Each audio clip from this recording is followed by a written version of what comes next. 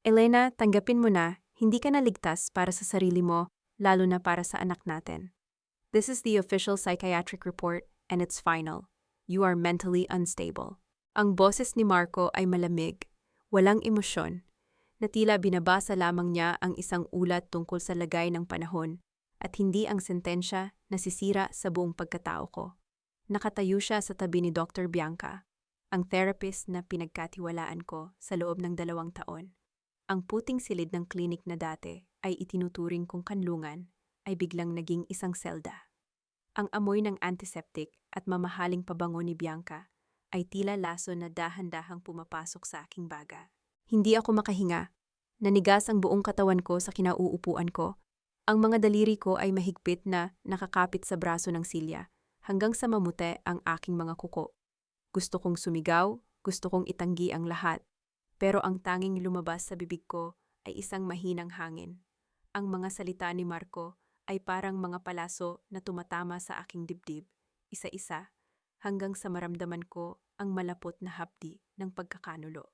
I'm sorry, Elena, malumanay na sabi ni Bianca. Pero ang kanyang mga mata ay hindi kakikitaan ng kahit anong awa. Bilang doktor mo, tungkulin kong protektahan ka. Ang iyong emotional breakdowns, ang iyong paranoia, hindi na ito normal. Kailangan mo ng mas intensive na treatment. For now, Marco will have full custody of Sofia. Sofia! Sa wakas ay nabigkas ko ang pangalan ng aking anak. Ang pangalang nagbigay sa akin ng lakas sa lahat ng hirap ko sa business partnership namin ni Marco. Hindi niyo pwedeng gawin sa akin ito. I am not crazy. Marco, alam mo ang totoo. Pagod lang ako, stressed sa trabaho. Pero hindi ako baliw. Tumayo ako, pero agad akong napaatras nang makita ang pandidiri sa mga mata ng asawa ko. Ang lalaking pinangakuan kong mamahalin habang buhay. Ang lalaking hiningan ko ng tulong noong nararamdaman kong tila bumibigay ang isip ko, ay nakatingin sa akin ngayon na tila isa akong maruming basahan. See? Look at yourself, Elena. You're hysterical, mabilis na sabi ni Marco. Kinuha na ni Yaya si Sofia. Dadalhin muna siya sa probinsya para hindi niya makita ang ganitong eksena. It's for her own good. Ayaw kong lumaki ang anak ko na may nanay na hindi alam ang pagkakaiba ng ilusyon sa realidad. Ang bawat salita niya ay tila isang sampal. Ang ilusyon na sinasabi niya ay ang mga gabi na nahuhuli ko siyang may kausap sa telepono. Hanggang madaling araw. Ang paranoia na tinutukoy ni Bianca ay ang pakiramdam ko na may ibang babae si Marco. Lahat ng pagdududa ko, lahat ng sakit na idinaing ko sa kanila ay binaliktad nila laban sa akin. Ginamit nila ang aking kahinaan, ang aking tiwala, para gawan ako ng isang rehas na gawa sa mga psychiatric medical terms. Ramdam ko ang panginginig ng aking tuhod. Ang mundo sa paligid ko ay tila umiikot. Isang matinding kirot ang gumuhit sa aking sentido. Parang may martilyong pilit na binabasag ang aking bungo mula sa loob. Hindi ako pwedeng umiyak sa harap nila. Hindi ako pwedeng magmakaawa. Kahit na durog na ang puso ko. Kahit na nararamdaman ko ang pagguho ng lahat ng pinaghirapan ko, kailangang manatili ang natitira kong dignidad. Naka-ready na ang mga gamit mo sa bahay, patuloy ni Marco, habang tinitignan ng kanyang mamahaling relo. Ang driver na ang magdadala sa'yo sa rest house sa Tagaytay. Doon ka muna. I've already contacted a private nurse to monitor you. Monitoring o pagkakulong? Sa wakas ay nakahanap ako ng boses, kahit na ito ay basag at puno ng pait. Marco, business partner mo ako. I built that company with my own blood and sweat. Hindi mo ako pwedeng alisin ng ganito lang. Actually, Elena, you signed the delegation of authority last month, remember? Annie Bianca, habang iniaabot ang isang folder. Dahil sa iyong condition, inilipat mo ang lahat ng desisyon sa asawa mo para hindi ka na ma-stress. Isang patunay lang yon na alam mo rin sa sarili mong hindi ka na okay. Tinitigan ko ang pirma ko sa papel. Alam kong pirma ko iyon, pero kailan ko ba pinirmahan yon? Ang alaala ko ay tila isang puzzle na may mga nawawalang piraso. Ang mga gamot na ibinibigay ni Bianca. Ang mga bitamina na ipinapainom sa akin ni Marco gabi-gabi. Biglang tumunog ang telepono ni Marco. Yes, attorney? Everything is settled. Ready na ang press release tungkol sa medical leave ng asawa ko. Yes, I will take over the CEO position temporarily. Tila binuhusan ako ng malamig na tubig. Hindi lang ito tungkol sa anak ko. Hindi lang ito tungkol sa pagsasama namin. Ito ay isang planadong nakaw sa buhay ko. Kailangan mo nang umalis, Elena. May susunod na patient si Dr. Bianca, sabi ni Marco, habang hinahawakan ang siko ko para itayo ako. Ang kanyang hawak ay mahigpit, tila isang bakal na nananakot. Bitawan mo ako, mahina akong sabi. Kukunin ko lang ang bag ko. Sa sobrang gulo ng isip ko, lumingon ako sa paligid. Ang lumang leather bag ko ay nakapatong sa side table, katabi ng mga folder ng record ko. Sa loob niyon ay ang lumang voice recorder ng tatay ko. Isang relic na lagi kong dala dahil doon ko naririnig ang boses niya tuwing nangungulila ako. Sa isang mabilis at hindi pinag-isipang pagkilos, hinablot ko ang aking bag at pati na rin ang isang maliit na digital recorder na nakita kong nakapatong sa desk ni Bianca. Sa pag-aakalang baka may records doon ng mga sessions namin. Elena, wait! Sigaw ni Bianca nang makita niyang may kinuha ako, pero hindi na ako lumingon. Tumakbo ako palabas ng clinic. Hindi ko pinansin ang mga tingin ng mga nurses at ibang pasyente. Ang bawat hakbang ko ay tila pagtakas sa isang bangungot na ayaw magising. Pagdating ko sa parking lot, ang ulan ay biglang bumuhos ng malakas, tila nakikiramay sa bagyong namumuo sa loob ko. Wala ang sasakyan ko. Ang tanging naroon ay ang itim na SUV ni Marco at ang driver na naghihintay sa akin. Ma'am Elena, halina po kayo. Ihahatid ko na kayo, sabi ng driver na may halong awa. Hindi ako sasama sa inyo, sigaw ko habang nababasa ng ulan. Ang aking damit ay dumikit sa aking balat at ang lamig ay pumasok hanggang sa aking mga buto. Lumingon ako at nakita ko si Marco na nakatayo sa may entrance ng clinic. Nakapamaywang at tinitignan ako na parang isang baliw na aso na nagwawala sa ulan. Kinuha niya ang kanyang phone at tila may tinatawagan. Sa sobrang takot na baka may tumawag ng ambulance para dalhin ako sa mental hospital, tumakbo ako palabas ng gate ng compound. Wala akong pakialam kung saan ako pupunta. Ang tanging nasa isip ko ay kailangan kong makalayo. Sumakay ako sa isang paparating na taxi. Ang aking buong katawan ay nanginginig sa ginaw at takot. Ang driver ay nagulat nang makita ang isang babaeng basang-basa at tila nawawala sa sarili. Ma'am, okay lang po ba kayo? Saan tayo? Hindi ako makasagot. Niyakap ko ang aking bag ng mahigpit. Sa gitna ng panginginig ng aking mga kamay, naramdaman ko ang recorder sa loob ng bag ko. Hindi ko alam kung bakit ko yung kinuha o kung anong silbi niyon. Pero sa sandaling iyon lang ang tanging bagay na pagmamay-ari ko pa. Binuksan ko ang bag at hinanap ang aking wallet para magbayad. Pero sa halip na pera, ang nakita ko ay ang recorder na aksidenteng naka-on pala habang nasa loob ako ng clinic. May pulang ilaw na kumukurap-kurap doon. Dahan-dahan kong inilapit ang recorder sa aking tainga, habang ang taxi ay mabilis na bumabaybay sa kalsada palayo sa clinic. Sa gitna ng static at ingay ng ulan sa labas, narinig ko ang boses ni Bianca na mahina pero malinaw. Hayaan mo muna siyang magwala sa labas, Marco. Sa lagay niyang iyan, kahit sinong makakita sa kanya, iisiping talagang nawawala na siya sa sarili. Kapag tuluyan na siyang naniwalang baliw siya, wala nang haharang sa atin sa kumpanya. At pagkatapos ay ang tawa ni Marco. Ang tawa ng lalaking pinahalagahan ko, higit sa lahat. Magaling ka talaga, Bianca. Hindi niya alam na ang gamot na ibinibigay mo ang mismong sumisira sa focus niya. Cheers to our new empire. Ang aking puso ay tila huminto sa pagtibok. Ang panginginig ng aking katawan ay biglang napalitan ng isang nakakapaso na galit. Hindi ako baliw. Hindi ako ang may sakit. Sila ang mga halimaw. Tumingin ako sa labas ng bintana ng taxi, sa malabong liwanag ng mga poste, sa gitna ng ulan. Sa sandaling iyon, sa loob ng maliit at basang sasakyan na iyon, namatay ang Elena na madasalin, mapagtiwala at mahina. Kuya, itigil niyo ang sasakyan, sabi ko sa driver. Ang boses ko ay hindi na nanginginig. Ito ay tuyo, matigas, at puno ng determinasyon. Ma'am, malakas po ang ulan. Itigil niyo ang sasakyan. Bumaba ako sa gitna ng dilim. Hinarap ko ang malakas na buhos ng ulan. Ang recorder ay mahigpit na nakakuyom sa aking palad. Hindi ko alam kung saan ako pupunta o kung paano ko sila lalabanan. Pero isang bagay ang sigurado. Hindi nila alam kung sino ang kinalaban nila. Kung gusto nilang maging baliw ako, ibibigay ko sa kanila ang isang baliw na hindi nila makakalimutan. Isang baliw na kukuha ng lahat ng kinuha nila sa akin. Piso sa bawat piso, luha sa bawat luha.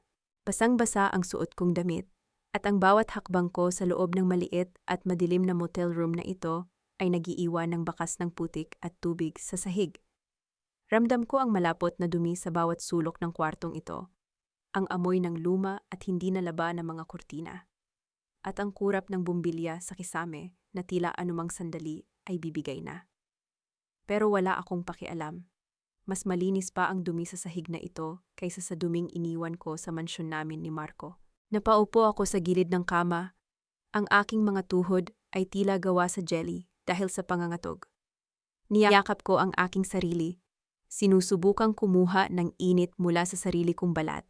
Pero wala akong maramdaman, kundi ang nanunuot na lamig. Ang bawat patak ng ulan sa labas na tumatama sa bintana ay parang mga bulong ni na Marco at Bianca na nagpapaalala sa akin kung gaano ako kawalang kwenta. Baka tama nga sila, bulong ko sa hangin. Ang boses ko ay halos hindi ko na makilala. Isang malakas na panginginig ang dumaan sa aking gulugod. Ipinikit ko ang aking mga mata at pilit na inalala ang mga nakaraang buwan. Bakit ba hindi ko maalala kung saan ko inilagay ang mga mahahalagang papeles ng kumpanya? Bakit ba parang laging may ulap sa loob ng isip ko tuwing gabi? May mga oras na nagigising ako sa gitna ng gabi at hindi ko alam kung paano ako nakarating sa kusina.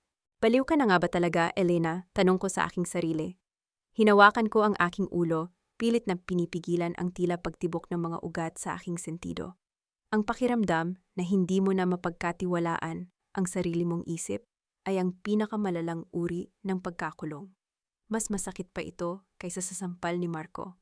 Ito ay isang dahan-dahang pagpatay sa aking pagkatao.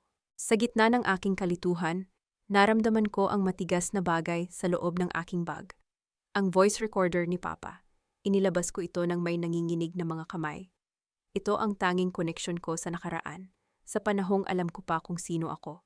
Si Papa, na isang respetadong abogado, ay laging nagsasabing, ang katotohanan ay hindi kailanman nawawala. Kailangan mo lang itong hanapin sa gitna ng ingay. Pinindot ko ang play button, umaasang marinig ang baritono, at panatag na boses ni Papa para pakalmahin ang nagwawala kong puso. Ngunit sa halip na boses ni Papa, ang narinig ko ay isang static na tunog na sinundan ng mahinang kalantog ng mga kubyertos at ang tunog ng pagbukas ng pinto. Naitigil ko ang aking paghinga. Ito ang recording na naganap kanina sa clinic, bago ako tumakas. Don't worry too much, Marco. Everything is according to plan. Ang boses ni Bianca ay lumabas mula sa maliit na speaker ng recorder. Ang kanyang tono ay puno ng kumpiyansa. Malayo sa malumanay na boses na ginagamit niya tuwing therapy sessions namin. Sigurado ka bang sapat na ang dosage na ibinibigay natin sa kanya? Tanong ni Marco. Narinig ko ang tunog ng pagbuhos ng likido sa baso. Lately, napapansin ko na parang lumalaban ang katawan niya. Minsan, nakikita ko siyang tulala, pero may talas pa rin ang mga mata. Napahawak ako sa aking leeg. Dosage? Anong dosage ang sinasabi nila? Ang aking mga daliri ay bumaon sa aking balat habang hinihintay ko ang sagot ni Bianca. The sedative is just to keep her confused, Marco. Ang tunay na trabaho ay nasa gaslighting na ginagawa natin. Tumawa ng mahina si Bianca. Isang tunog na nagpatayo ng balahibo ko sa braso. Araw-araw nating sinasabi sa kanya na nakakalimot siya. Araw-araw nating pinapalitan ang pwesto ng mga gamit niya at itinatago ang mga susi niya. Kapag ang isang tao ay paulit-ulit na nakakarinig na hindi na siya okay, darating ang punto na ang sarili niyang isip na ang susuko. Nanigas ako. Ang bawat salita niya ay tila isang piraso ng puzzle na biglang nabuo sa isip ko. Ang mga susi na hindi ko mahanap sa umaga kahit alam kong inilagay ko sa table. Ang mga appointment na sinasabi ni Marco na nakalimutan ko raw. Hindi ako ang nakakalimot. Sila ang nagnanakaw ng aking realidad. The board of directors is already questioning her absence, narinig kong sabi ni Marco. Ang boses niya ay puno ng pagkainip. Kailangan nating mapabilis ang turnover ng CEO position. Hindi ako pwedeng maging acting lang habang buhay. Gusto ko, sa akin na talaga ang pangalan ng kumpanya. Pasensya, my love, sabi ni Bianca. My love? Ang sakit ng tawag na yon ay parang isang kutsilyong ibinaon sa aking sikmura. Ngayong may psychiatric report na tayo na pirmado ko, Wala nang maniniwala sa kanya kahit magsumbong pa siya sa pulis. Sino ang maniniwala sa isang babaeng hindi man lang maaalala kung ano ang kinain niya kaninang umaga? Narinig ko ang tunog ng isang halik, isang mahaba at madungis na tunog na nagpasuka sa akin. Mabilis kong binitawan ang recorder sa kama at tumakbo ako sa maliit na lababo ng motel room. Doon, isinuka ko ang lahat ng pait at galit na nararamdaman ko. Ang tubig na lumabas sa gripo ay kasing dumi ng nararamdaman ko ngayon, pero mas malinaw na ang lahat sa akin. Hindi ako baliw. Inangat ko ang aking mukha at tumingin sa basag na salamin sa harap ko. Ang babaeng nakikita ko ay may mga matang puno ng luha, ang buhok ay gulo-gulo, at ang balat ay maputla. Pero sa kailaliman ng mga matang iyon, may isang maliit na apoy na nagsisimulang mag-alab. Ginamit niyo ang pagmamahal ko. Ginamit niyo ang takot ko. Bulong ko sa aking refleksyon. Ang aking mga kamay na kanina ay nanginginig ay unti-unti nang kumakalma. Ginawa niyo akong biktima sa sarili kong buhay. Bumalik ako sa kama at kinuha ang recorder. Pinindot ko ang fast forward para pakinggan pa ang ibang bahagi ng usapan. Ngunit bago ko pa marinig ang susunod na sasabihin nila, isang malakas na katok sa pinto ang bumasag sa katahimikan ng kwarto. "Elena, alam naming nandyan ka. Buksan mo ang pinto." Ang boses ni Marco. Ang aking puso ay muling tumibok ng mabilis. Pero sa pagkakataong ito, hindi ito dahil sa takot. Ito ay dahil sa adrenaline. Paano nila ako nahanap ng ganito kabilis? Lumingon ako sa paligid ng kwarto, naghahanap ng anumang paraan para makatakas. Ang bintana ay masyadong maliit at may mga bakal na rehas. "Elena, wag mo nang pahirapan ang sarili mo. We just want to help you." Sigaw muli ni Marco mula sa labas. Narinig ko ang kalansing ng mga susi. Sinusubukan nilang buksan ang pinto gamit ang duplicate key mula sa motel manager. Mabilis kong isinilid ang recorder sa loob ng aking suot na jacket. Tumingin ako sa pinto na unti-unti nang bumubukas. Hindi ako pwedeng mahuli. Kapag nakuha nila ang recorder na ito, tapos na ang laban ko. Bibitayin nila ako sa sarili kong ebidensya at tuluyan na akong ikukulong sa isang puting kwarto habang buhay. Habang dahan-dahang bumubukas ang pinto, nakita ko ang anino ni Marco at ng dalawang lalaking nakauniporme ng pang-nurse. Hindi sila narito para gamutin ako. Narito sila para patahimikin ako. Sa huling sandali, bago pa sila tuluyang makapasok, may nakita akong isang maliit na butas sa likod ng lumang cabinet ng motel. Isang luma at kinakalawang na vent na patungo sa likod ng gusali. "Nandyan na siya! Kunin niyo!" Sigaw ni Marco nang makita niya ang dulo ng jacket ko. Wala na akong ibang option. Ibinuhos ko ang lahat ng lakas ko para itulak ang sarili ko sa masikip na daanan na iyon habang naririnig ko ang yabag ng kanilang mga paa na papalapit sa akin. Sa bawat paggapang ko, nararamdaman ko ang paggasgas ng mga bakal sa aking balat, pero hindi ko iniinda ang sakit. Paglabas ko sa kabilang dulo, bumagsak ako sa isang madilim na eskinita na puno ng basura. Pero bago pa ako makatayo, nakita ko ang isang pares ng sapatos sa harap ko. Inangat ko ang aking tingin. Isang lalaking may hawak na payong ang nakatayo roon, tinitignan ako ng may halong pagtataka at seryosong tingin. Dr. Victor, mahina akong tawag. Ang senior psychologist ng clinic. Ang taong laging tahimik tuwing therapy sessions namin ni Bianca. Ang taong alam kong may itinatagong sikreto tungkol sa mga malpractices sa loob ng kumpanya. "Elena, hindi ka dapat narito," sabi niya. Ang kanyang boses ay malalim at tila may itinatagong babala. "Hinahanap ka na nila sa buong area, pero mas malaking problema ang hawak mo ngayon kaysa sa iniisip mo." Tumingin siya sa aking bulsa kung saan nakatago ang recorder. Ang kanyang sumunod na sinabi ang nagpalamig sa aking buong pagkatao. "Hindi lang si Marco at Bianca ang nasa recording na iyan, Elena. At kung papakinggan mo ang dulo niyon, malalaman mo na ang taong akala mong pumatay sa tatay mo ay hindi ang taong iniisip mo."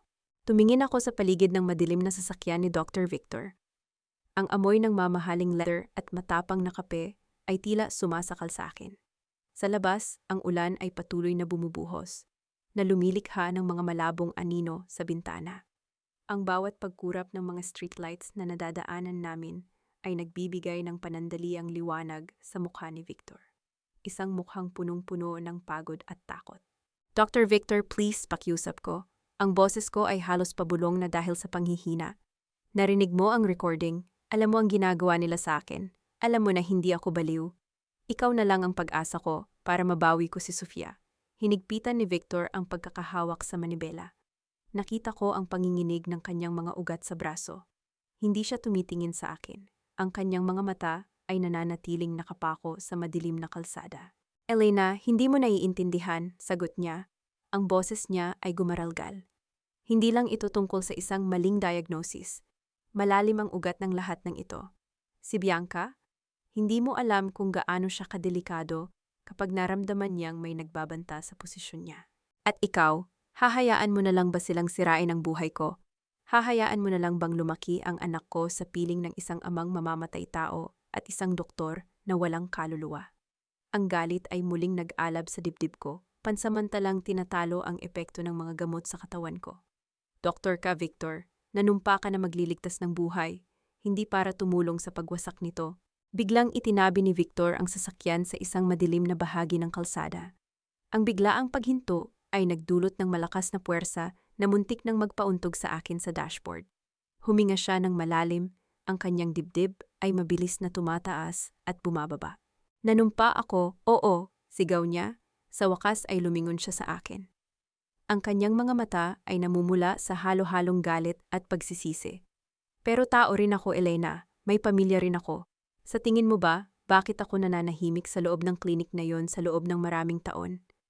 Sa tingin mo ba, hindi ko nakikita ang mga ginagawa ni Bianca? Kinuha niya ang isang pakete ng sigarilyo at nagtangkang magmitsa. Pero dahil sa panginginig ng kanyang kamay, nahulog ang lighter sa sahig ng sasakyan. Isang malutong na mura ang lumabas sa kanyang bibig. Marami na kaming itinago, Elena, patuloy niya, habang nakatitig sa kawalan. Years ago, may isang pasyente na namatay dahil sa maling dosage ng gamot na ibinigay ni Bianca. Ako ang nandoon, ako ang nakakita. Pero tinakot niya ako. Sabi niya, kapag nagsalita ako, isasama niya ako sa pagbagsak. Siya ang may hawak ng board, siya ang may hawak ng mga records. Inayos niya ang lahat para magmukhang ako ang nagkamali. Kaya ba nananahimik ka ngayon? Tanong ko, ang tono ko ay puno ng pandidiri. Dahil natatakot ka para sa sarili mong reputasyon, Dr. Victor, pinapatay nila ako ng dahan-dahan. Ang asawa ko ay kasabwat niya. Hindi ko kayang tumistigo laban sa kanila, Elena. I'm sorry. Yumuko siya at ipinatong ang kanyang noo sa manibela. Wala akong hawak na ebidensya na magpapatunay na niloko kanila. Ang lahat ng medical records mo ay hawak ni Bianca. Ang pirma mo ay nandoon sa lahat ng consent forms. Sa mata ng batas, legal ang bawat procedure na ginawa sa iyo. Naramdaman ko ang muling pagguho ng aking mundo. Ang tanging taong akala ko ay kakampi ko ay tinalikuran din ako dahil sa sarili niyang mga multo. Napasandal ako sa upuan, ang mga luha ay muling pumatak sa aking pisngi. Ang bawat patak ay tila simbolo ng bawat pagkakataong nawawala sa akin para makita muli ang anak ko. Baba na, Elena, mahinang sabi ni Victor. Hindi kita pwedeng isama sa bahay ko, baka may sumusunod sa atin. Iwan mo na ang recorder na yan at magtago ka na lang sa malayo. Iyon lang ang tanging paraan para manatili kang buhay. Hindi ako aalis hanggat hindi mo sinasabi sa akin ang totoo tungkol kay Papa, mariin kong sabi. Hinawakan ko ang kanyang braso, ang aking mga kuko ay bumaon sa kanyang suot na coat. Sabi mo kanina, hindi ang taong iniisip ko ang pumatay sa kanya. Anong ibig mong sabihin? Umiling si Victor. Pilit na binabawi ang kanyang braso. Kalimutan mo na ang sinabi ko. Masyado nang magulo ang sitwasyon mo. Sabihin mo sa akin, sigaw ko. Ang boses ko ay umalingaw-ngaw sa loob ng maliit na sasakyan. Karapatan kong malaman, ang tatay ko ang nagbigay sa akin ng lahat at namatay siyang nag-iisa habang iniisip na nabigo siya. Tell me, Victor. Humarap muli si Victor sa akin. Ang kanyang mukha ay tila naging isang maskara ng matinding takot. Ang tatay mo, nalaman niya ang tungkol sa mga ilegal na ginagawa ni Bianca sa klinik. Balak niyang ilantad ang lahat. Pero bago pa siya makapunta sa mga awtoridad, bigla siyang inatake sa puso, di ba? Iyon ang nakalagay sa report. Tumango ako. Ang aking puso ay tila sasabog na sa kaba. Hindi iyon natural na heart attack, Elena, bulong ni Victor. Ang kanyang boses ay tila galing sa ilalim ng lupa. Bianca knows how to manipulate medications. She knows how to make a murder look like a medical emergency. At ang lahat ng ebidensya ng ginawa niya sa tatay mo, lahat ng records ng mga biktima niya sa loob ng 10 taon, ay nandoon sa iisang lugar. Saan? Tanong ko, halos hindi na makahinga. Sa black file, sagot ni Victor, habang mabilis na binubuhay ang makina ng sasakyan. Ito ang koleksyon ni Bianca ng lahat ng mga manipuladong records, lahat ng mga lihim na transaksyon, at lahat ng mga taong pinatahimik niya. It's her insurance policy. Iyon ang dahilan kung bakit walang makagalaw sa kanya. Nasaan ang black file na iyan? Tanong ko muli, ang aking isip ay mabilis nang naglalakbay. Nasa loob ng vault sa mismong opisina niya sa clinic, sabi ni Victor habang dahan-dahang pinapatakbo ang sasakyan. Pero huwag mo nang tangkaing kunin iyon. May biometric security ang vault na yon. Tanging si Bianca lang ang makakabukas niyon gamit ang kanyang fingerprint at retina scan. At kahit makapasok ka pa sa building, hinding-hindi mo malalampasan ang mga security guards na binabayaran ni Marco.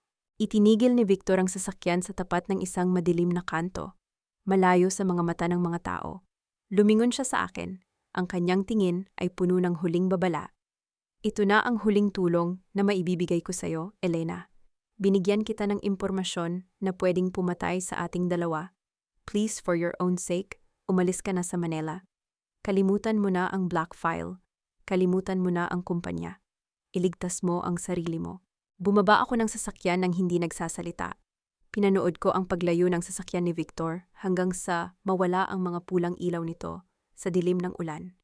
Nakatayo ako roon, basang-basa, nangangatog ang katawan, at nag-iisa. Pero sa unang pagkakataon matapos ang mahabang panahon, hindi na ako nakakaramdam ng kalituhan. Ang cloud sa isip ko ay tila nahawi. Mayroon na akong target. Mayroon na akong misyon. Ang black file. Ang susi para mabuksan ang rehas na itinayo ni na Marco at Bianca sa paligid ko. Ang ebidensyang magpapalaya sa akin at magbibigay ng hustisya para sa aking ama. Habang naglalakad ako sa madilim na eskinita, naramdaman ko ang biglang pag-vibrate ng aking telepono sa loob ng bulsa. Isang unknown number, nanginginig kong sinagot ang tawag. Elena! Ang boses ng aking anak, si Sofia, ay narinig ko sa kabilang linya. Umiiyak siya. Mama, nasaan ka po? Sabi ni Papa, iniwan mo na raw kami dahil hindi mo na kami mahal. Mama, natatakot po ako rito. May mga masasamang tao sa labas ng kwarto ko. Bago pa ako makasagot, narinig ko ang boses ni Marco sa background.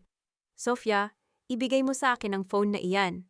Sinabi ko na sa'yo, wala na ang mama mo, naputo lang tawag. Ang aking sigaw ng galit at sakit ay nalunod sa tunog ng kulog sa kalangitan. Hindi na ako maghihintay. Hindi ko nahahayaang lumipas ang isa pang gabi na nasasaktan ang anak ko. Kung kailangang pasukin ko ang impyerno para makuha ang black file na iyon, gagawin ko. Nakatayo ako sa harap ng dambuhalang bakal na gate ng aming mansyon. Ang ulan ay tumila na, ngunit ang bawat patak ng tubig mula sa mga dahon ng puno ay tila nagyayelong karayom na tumatama sa aking balat. Ang aking maruming damit ay nananatiling dikit sa aking katawan, at ang amoy ng putik at pait ay nakabalot sa akin.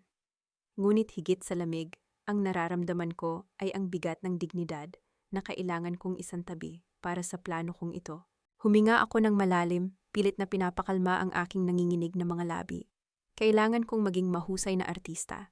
Kailangan kong maging ang Elena na gusto nilang makita, isang babaeng durog, talo, at tuluyan ng nawala sa sarili. Ma'am Elena, ang boses ng guard sa intercom ay puno ng gulat at pag-aalinlangan. Pinagbawalan po kami ni Sir Marco na papasukin kayo. Pakiusap, sabi ko. Ang boses ko ay sadyang ginawa kong basag at puno ng desperasyon. Napaluhod ako sa matigas na semento ng kalsada. Ang aking mga palad ay bumaon sa maliliit na bato. Sabihin mo kay Marco, susuko na ako. Gagawin ko ang lahat ng gusto niya. Gusto ko lang makita ang anak ko. Pakiusap, kuya. Maawa kayo. Ilang minuto ang lumipas na tila ba walang katapusan.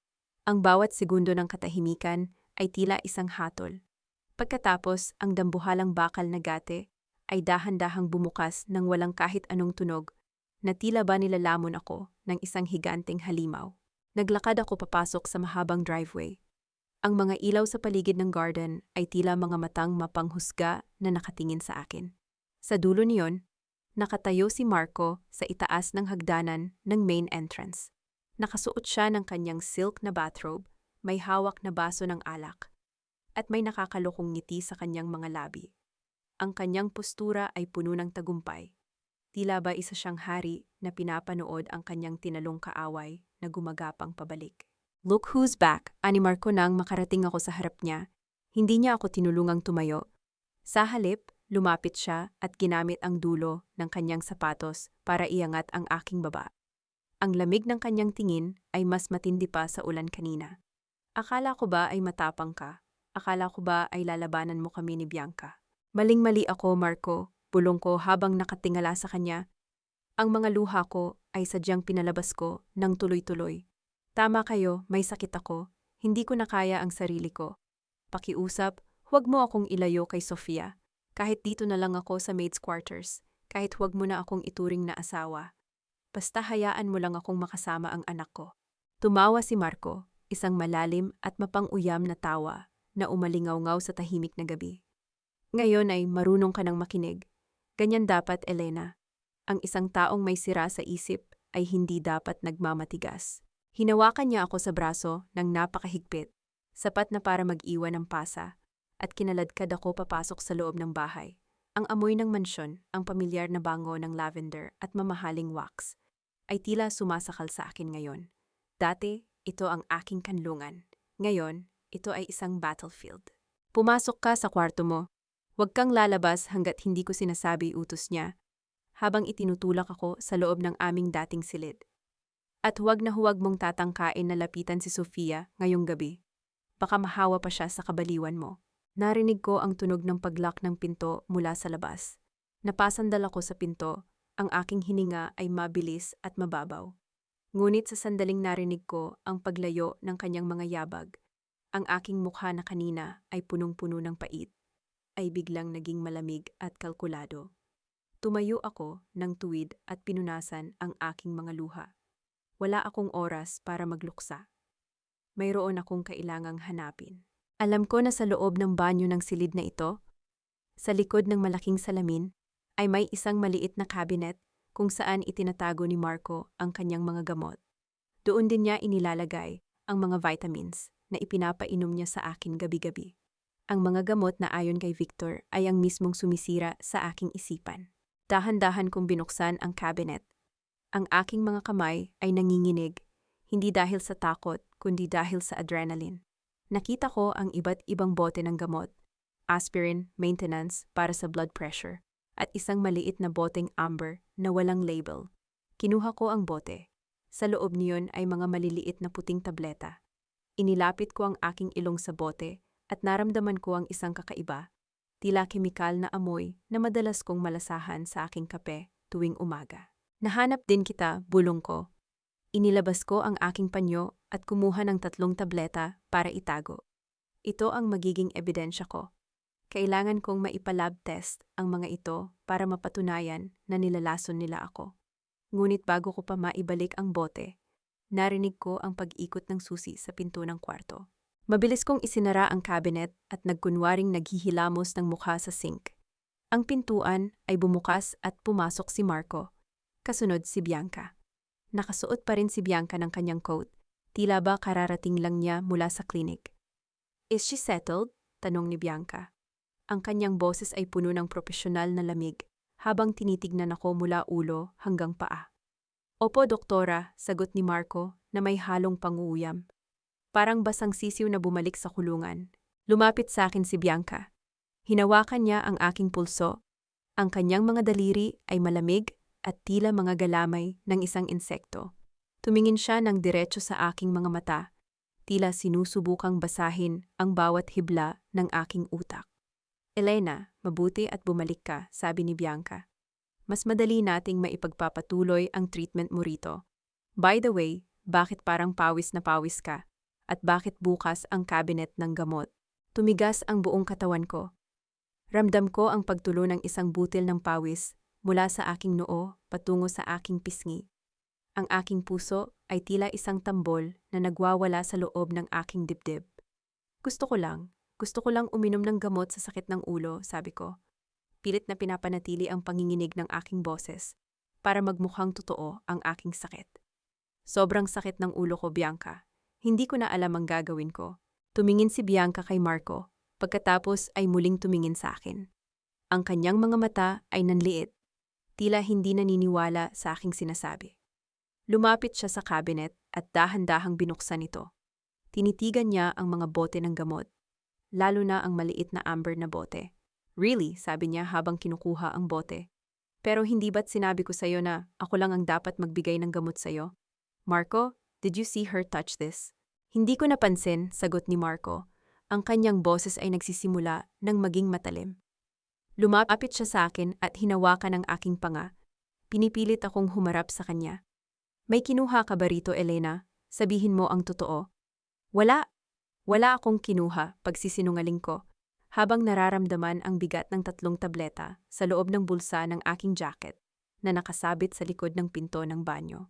Kapit-kapit mo ang lababo na parang may itinatago ka, sabi ni Bianca, habang dahan-dahang humahakbang palapit sa akin. Elena, alam mo naman na hindi mo kami pwedeng lokohin, di ba? Isang tawag ko lang. Darating ang ambulance para dalhin ka sa pasilidad na hindi mo na kailanman matatakasan. Inabot ni Bianca ang kanyang kamay para kapkapan ang bulsa ng suot kong pantalon. Pero bago niya magawa iyon, isang malakas na iyak ng bata ang umalingaw-ngaw mula sa kabilang dulo ng hallway. Mama! Mama! Si Sofia. Ang boses ng aking anak ay tila isang kuryente na nagbigay sa akin ng lakas. Sa isang iglap, nakita ko ang pagkabahala sa mukha ni Marco. Hindi niya gustong magising ang mga katulong o makita ng bata ang eksenang ito. Marco, ayusin mo ang anak mo. Utos ni Bianca. Ang kanyang awtoridad ay lumabas. Habang nakalingon si Marco sa pinto at si Bianca ay panandaliang naguluhan, mabilis kong kinuha ang pagkakataon.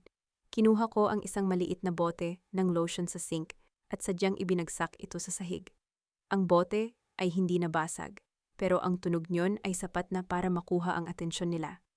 Sabi ko na, hindi ko na kayang hawakan ang mga bagay. Sigaw ko habang nagkukunwaring nagkakaroon ng panic attack. Ang mga kamay ko, bakit ayaw nilang sumunod? Napailing si Bianca at umatras ng bahagya. Ang kanyang mukha ay puno ng pandidiri. She's having another episode, Marco. Kailangan na niya ng mas mataas na dosage ngayon din. Habang abala sila sa paghahanda ng hiringgilya, hindi nila napansin na mabilis kong nakuha ang aking jacket mula sa likod ng pinto. Ngunit bago pa ako tuluyang makahinga ng maluwag, naramdaman ko ang paghawak ni Marco sa aking balikat. Wait, sabi niya, ang kanyang boses ay tila isang babala. Bakit parang may nakabukol sa bulsa ng jacket mo? Ang aking dugo ay tila tumigil sa pagdaloy. Ang 3 tableta na nakabalot sa panyo ay tila nagiging kasing bigat ng tingga. Tumingin ako kay Marco at nakita ko ang muling pagdududa sa kanyang mga mata.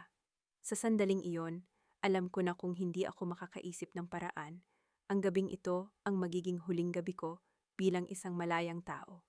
Nanigas ang buong katawan ko habang nararamdaman ang bigat ng kamay ni Marco sa aking balikat. Ang bawat tibok ng puso ko ay tila isang tambol na nagwawala. Sapat na para marinig niya. Tinitigan ko ang kanyang mga matang dati ay puno ng pagmamahal. Pero ngayon ay tila 2 madilim na balon ng kasamaan. Ilabas mo ang nasa bulsa mo, Elena, ulit ni Marco. Ang kanyang boses ay mas mababa na ngayon, mas nakakatakot. Don't make me do this the hard way. Sumulyap si Bianca sa amin. Ang kanyang kilay ay nakataas. Naghihintay ng aking pagkakamali. Ramdam ko ang 3 tableta sa loob ng aking panyo.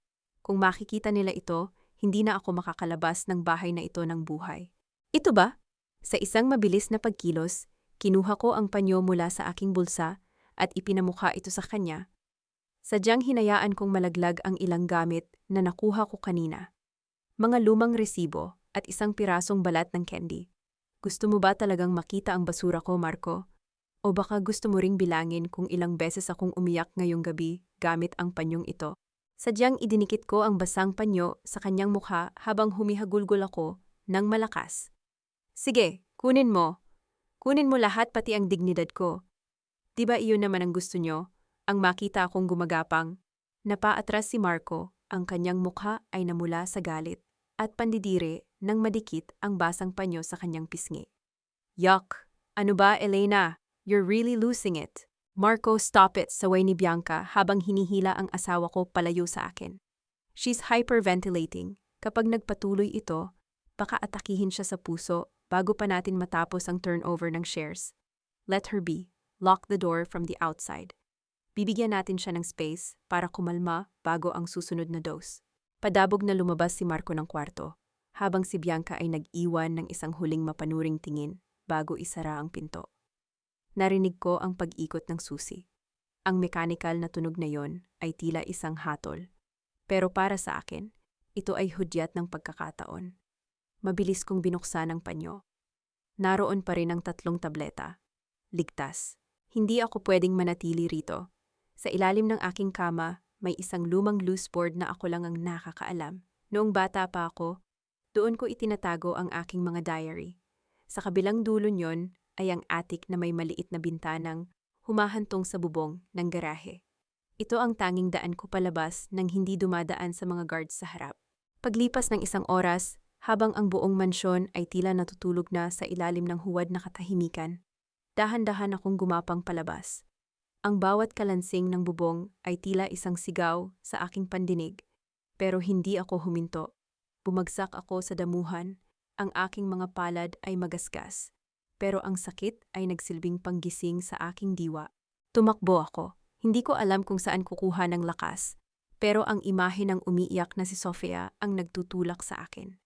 Sumakay ako sa isang lumang jeep at pagkatapos ay nagbus patungo sa kabilang dako ng probinsya. Sa lumang bahay ni Papa. Ang bahay na ito ay matagal ng bakante. Isang lugar na kinalimutan na ng panahon at ni Marco.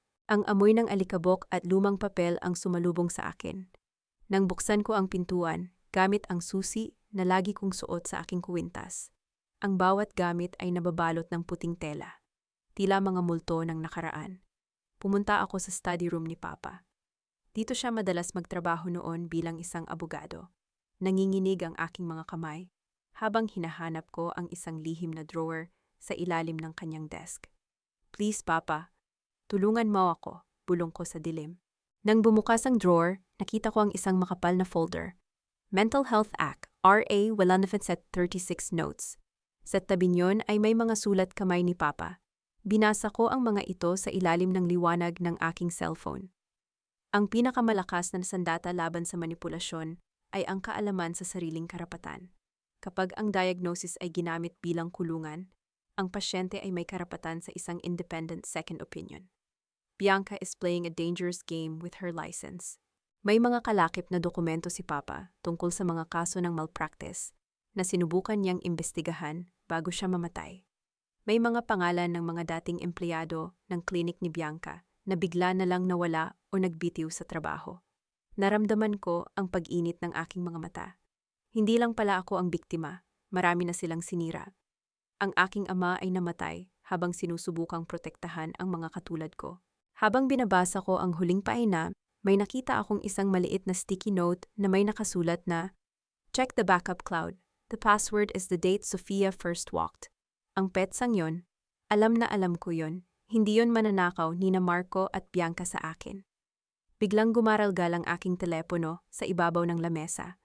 Ang screen ay nagpapakita ng isang private number. Kinuha ko ito nang may halong kaba. "Hello? Elena?"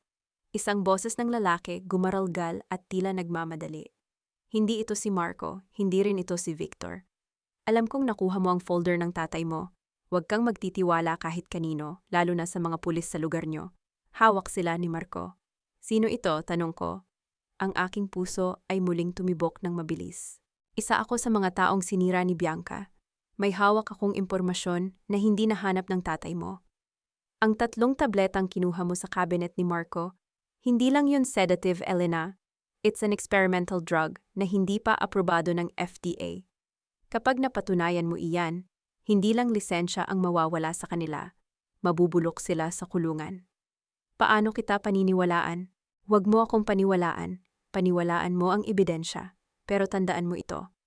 May espiya si Marco sa loob ng lumang bahay na iyan.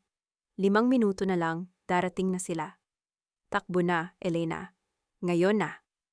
Bago ko pa maibaba ang telepono, narinig ko ang tunog ng gulong ng sasakyan na humihinto sa labas ng gate ng bahay ni Papa. Ang liwanag ng headlights ay pumasok sa bintana.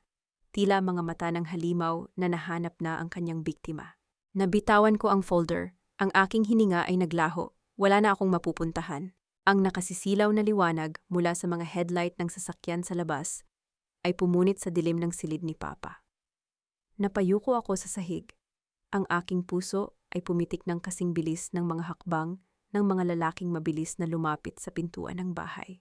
Ang mga mabibigat na naunang yabag sa nakarating na grabehan at ang malawak, magaspang na boses ng tauhan ni Marco sa labas ay nagdulot ng malalamig na patak ng pawis sa aking leeg. Wala nang oras para magdalawang isip. Niyakap ko ang makapal na folder na nakuha ko mula sa desk ni Papa, kasama ang nakabalot na mga puting tableta sa loob ng aking bag.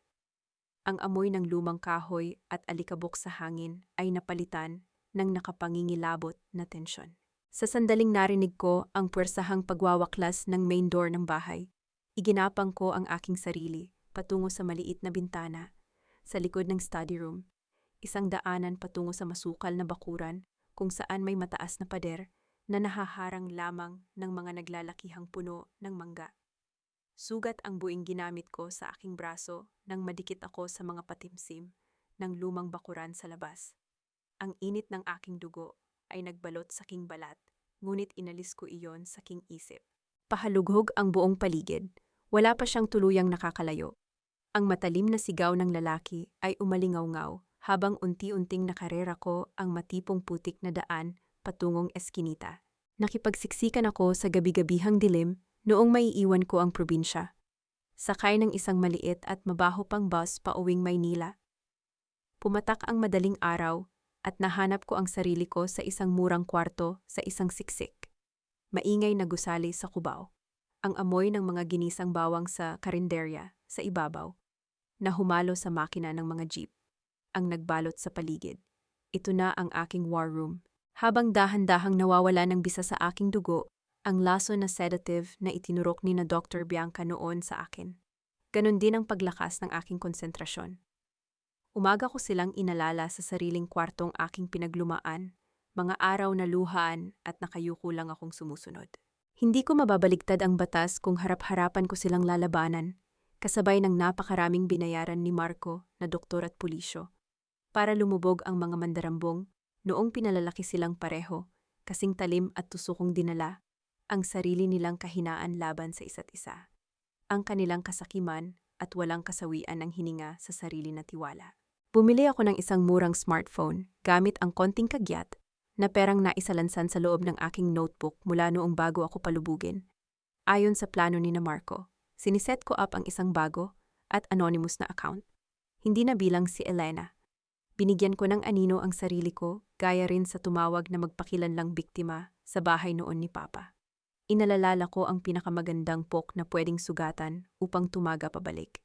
Huminga ko ng masakit at piningit ang bawat titik gamit ang mga matinig na nanginginig kong daliri. Doktora Bianca, malapit na ba kumilos na ng tuluyan iyon mga eksperimentong tableta mong ipinalulunok?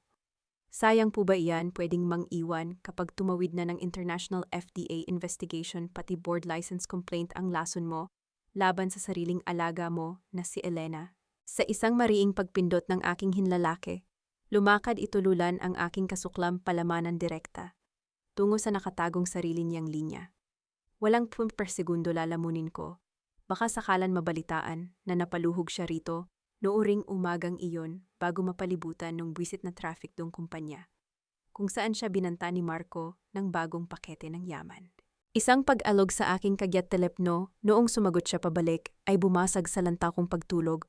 Who is this? Stop spamming my number or I will trace you at ipakulong ko po ito directly into NBI cybercrime. Ayoko munang iwanan si Bianca ng oras na mabilis siligin si Marco rito. Humabol muli ako rito sa pingpong ng mensahe. Why trace the unknown outside if an NBI arrest fits nicely once your best friend Marco leaves for Singapore uninjured? Bakit alam namin rito sa labas na hindi niya iniintindi pa sa sarili niya na may epekto pala iyang medical experimental chart at Project Psyche mong iniingatan mo riyan?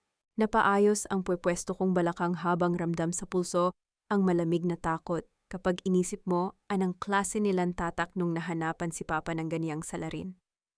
Ginaraldal muli siya para hindi pa siya makahinga ng kalma ko, para lito sa kanil nagkampo. Think about it, doktora. Lahat na ng inyong med reports pinirmahan ay sariling ngalan lang niyo mismo rin sa prangkihan. Habang gumaalaw si Marco palayo, walang alam kundi kayo nagpapalakas rong pasyente. Habang kinakaibag ka at ibubuyog na tuluyan sa mga kulungan sa korte. Once Elena dies from overdose. Nakakita pa ng pagsubok na subukan niyang muli pang paputukan at tatawagan muna ito ay itinuturing rin niya roog tinatama ko siya. Itinariwan muli ni Bianca ng matalas na sagot ko rito. Nireject ako mula bago pumatag, mabilis pabalik gawa ko rito sa bulsang murang sel. At muli niyang sinagutan na sinainggit lang ako pablak at giliw palambigit rito. You are lying. Hindi kailan mangyayari yan magtitiwala. Namang the trust agreement na hindi ninyong matatago. Whoever you are poor desperate waste. Si Marco mismio nagnanaayos dito para sa kumpanya. Nagkaroon ng panatag at mabalasik pangingiling sa aking matataling hajbibig. Habang ramdam pa ang tagiliran sa upuan nito, mula sarilin bulong ay nadinig. Nakaputsa si Bianca. Takot siyang maiwan siyang nakasalbahed ng nakatihayang magisat sa rehas mabaliktad kaniya nung ginaraldal pang mapaluhod no. Lulan sa tinatapos ng paglalarong ito, ni Resbakang idinaramdam. Minasa muli ko ito patalim ng sagaran sa butong walang gatas pumukpok. Huwag akong tawagin para ibalita anino na sariling alaga. Ripanan ka na ni Marco bukas panggagala o hindi niya binabareha. Kundi pagka ikaw nandoon pagtataya, kumuha uli ng pasilidad pabanta. Hindi niyo natanaw riyan ang schedule account mo ng baguhang board transaction niya sa opisina. Walang luma at pondo si Bianca Ro para salbahin sariling clinic ni. Hindi pala nagpapalutaw, kasi nilis siya. Ikaw na pumatid kay Elena, nun siya laging malalagpak lang rehad ikumpara, tingan mo rin sa bangko mong tunay na binenta. Pinutol muli ko at iniwan, nakalulutang ng walang pahayag. Palad anya rito, patalikod liwa, pinaritang tulog sindikong dilaw. Ay kumatam magalaw sa utak ni Bianca. Nakalutang ang ngit-ngit, pero tumigil muna katanungan ko. Kailangan kuming mautakan palamanan patanda tingnan kung may bisa sa patamaan ang binanatan paloko nung aking panlalala sa kanya. Sa tulong rin bago iwan, sa dating laptop folder na ipinatid din na ni Papa. Gumagalaw ako sa dating log system ng aking lumang asawang cloud ng pampinasyal na kumpanya. Inubong pa rin kaya ako ni Marco Ru na pinaglumang account na joint business email namin mula simula. Ako laning may-ari niyan matataga. Sa nakakapaso na pawis na parang lumulutang ay humarang panandaliang technical lag o system delay na pumigil na i-load up, napakalatog pikit ni bulso. Bakit parating pilit pang binibigo iting laptop connection? Hanggang mabilias na buksan sa wakas muling lumaboy, pumasok doon sa portal transacting record. Nakaditang mabali ako sa naging resulta ng aking palabanan na inasinta rito kanya luhurin palakad ng pagwatawak. Wala rito sa hinarap ng aking takasan, pang pinansig ako ng kakatwa. Gaya mismo rin sa hinanakita na aming itinubo ng ubo, noring napatakbuhan si Elena, palamanggawang palda. Hindi mapali na mapaniwalain rin sa kakosa mismo na si Marco, si Dr. Bianca. Nung mabitana pa nito sa sarili, bago umiling pa siya rito. Sinimulan na po mismo noon din ng babaeng walang awa-iyakan, kundi si Bianca si imulang bumasag, at isiniil doon rin bumatak doon. Ay gumawa rin siyang matagalang lingid transkason kung pumatay sariling kasunduang pananaklaw. Ang kalahating korporasyon trust na tipon nating inang maging asawan po magisang galing at isinubo at sikretong nilipad palipat kay Dr. Bianca, diresto pa palamang ilingid muling bukas. Palabang sarili nila'y daya palibin, papadulong pribado sa Banyaga offshore account niya. Gamitan raw ang solohan pakanin kanyang dalagang pangalan. Handa man o magpuksaan tuloy reha sila. Iba yon patid at paligoy-ligoy, si Dr. Bianca rin ang matalino. Magisang lilinta kay Marco, mabalabasan hanggang mawasak siya't tuluyan maiwan silaan. Doong kampo para tumakasi at itigil siya kinalatag pag nanakaw. Nawalang patumpik bago mawasakit siling lumakas ang rehas sa batas. Ang sakim na hayupab, na tiwala nino pa sa kakusang nagpatalo, ay bumuka riridong nakatiwag sa bingiw paluging patid maglaruin ko. Huwag na tayong maglokohan, Elena. Your words mean nothing here. In the eyes of the law, You are an unreliable witness to your own life. Ang boses ni Attorney Sanchez, ang batikang abogado ni Marco, ay kasing lamig ng aircon sa loob ng conference room na ito. Nakaupo ako sa tapat nila. Ramdam ang bigat ng bawat segundong lumilipas. Ang kahoy na mesa sa pagitan namin ay tila isang malawak na bangin na hindi ko na kayang tawirin. Naka-cross arms si Marco sa tabi ng kanyang abogado, ang kanyang mukha ay kalmado. Tila ba naaawa pa siya sa akin sa harap ng ibang tao. I filed this case because I have evidence, pilit kong pinatatatag ang boses ko.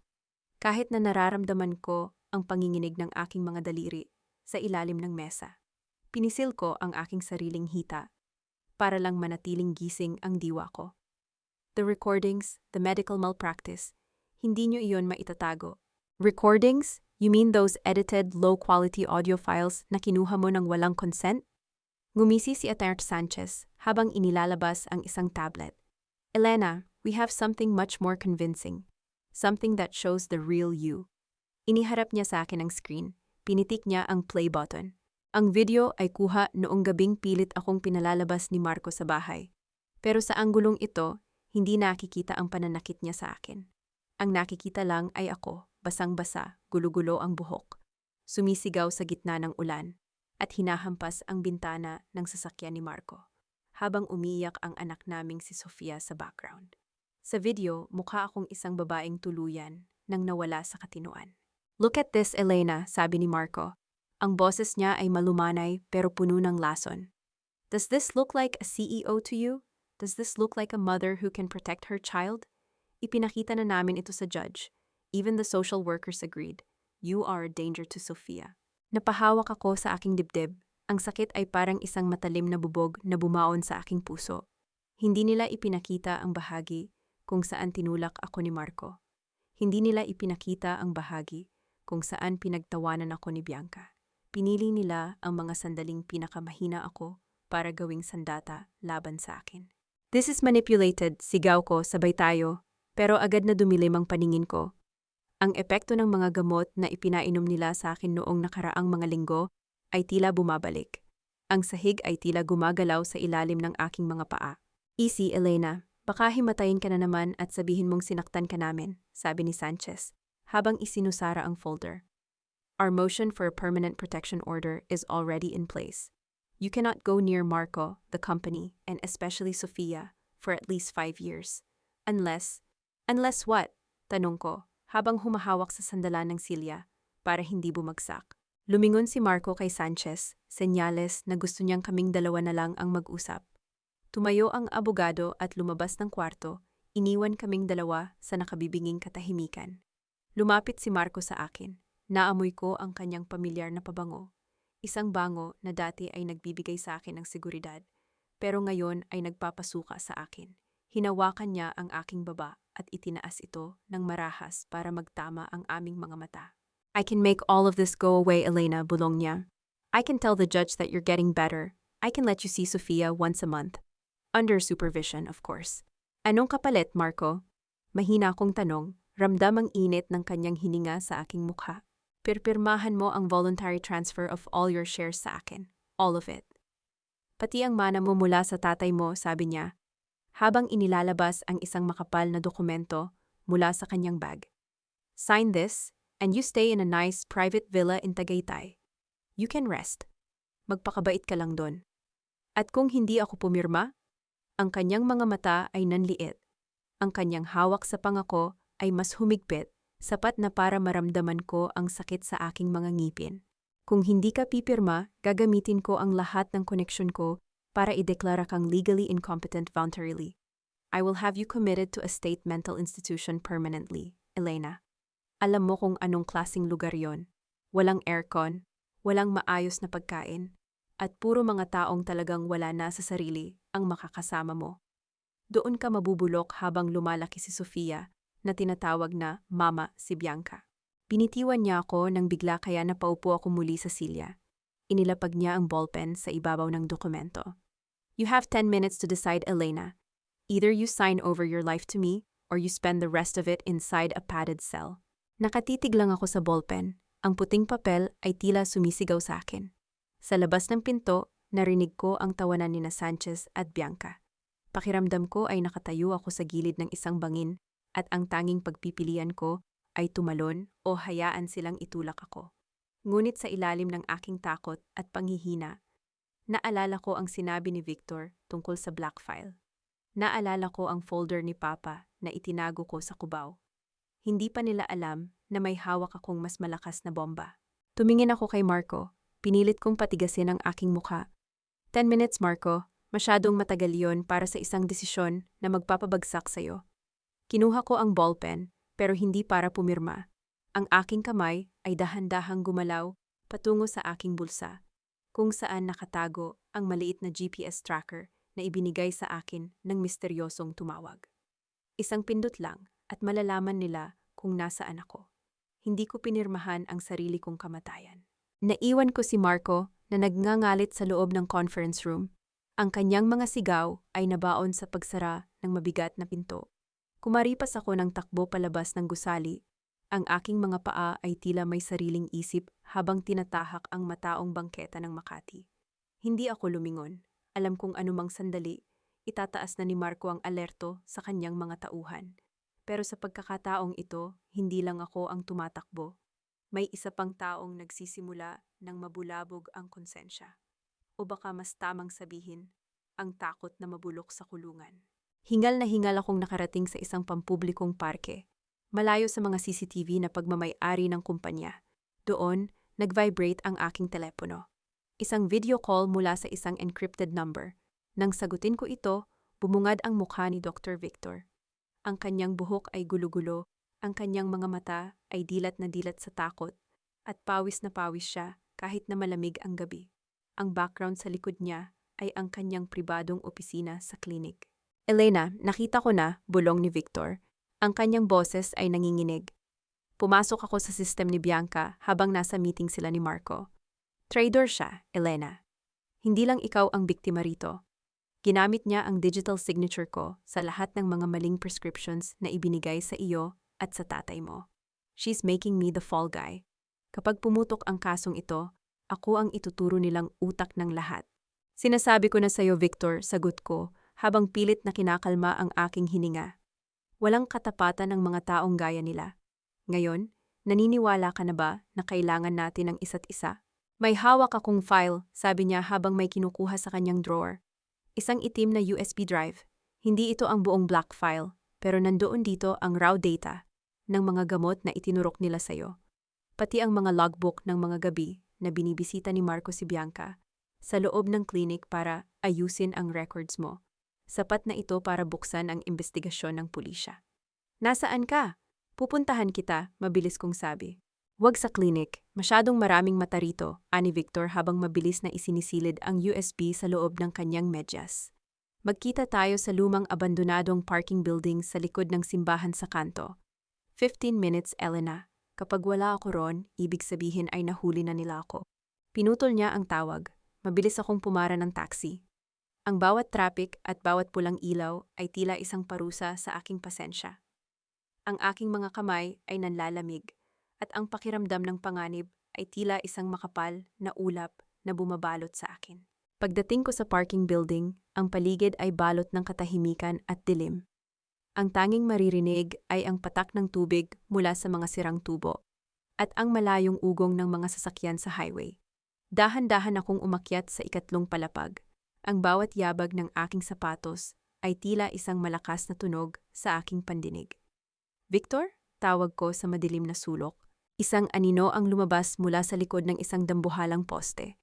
Si Victor yon. Halos hindi siya makatayo ng tuwid sa sobrang kaba. Elena, salamat sa Diyos, sabi niya, habang mabilis na lumalapit sa akin.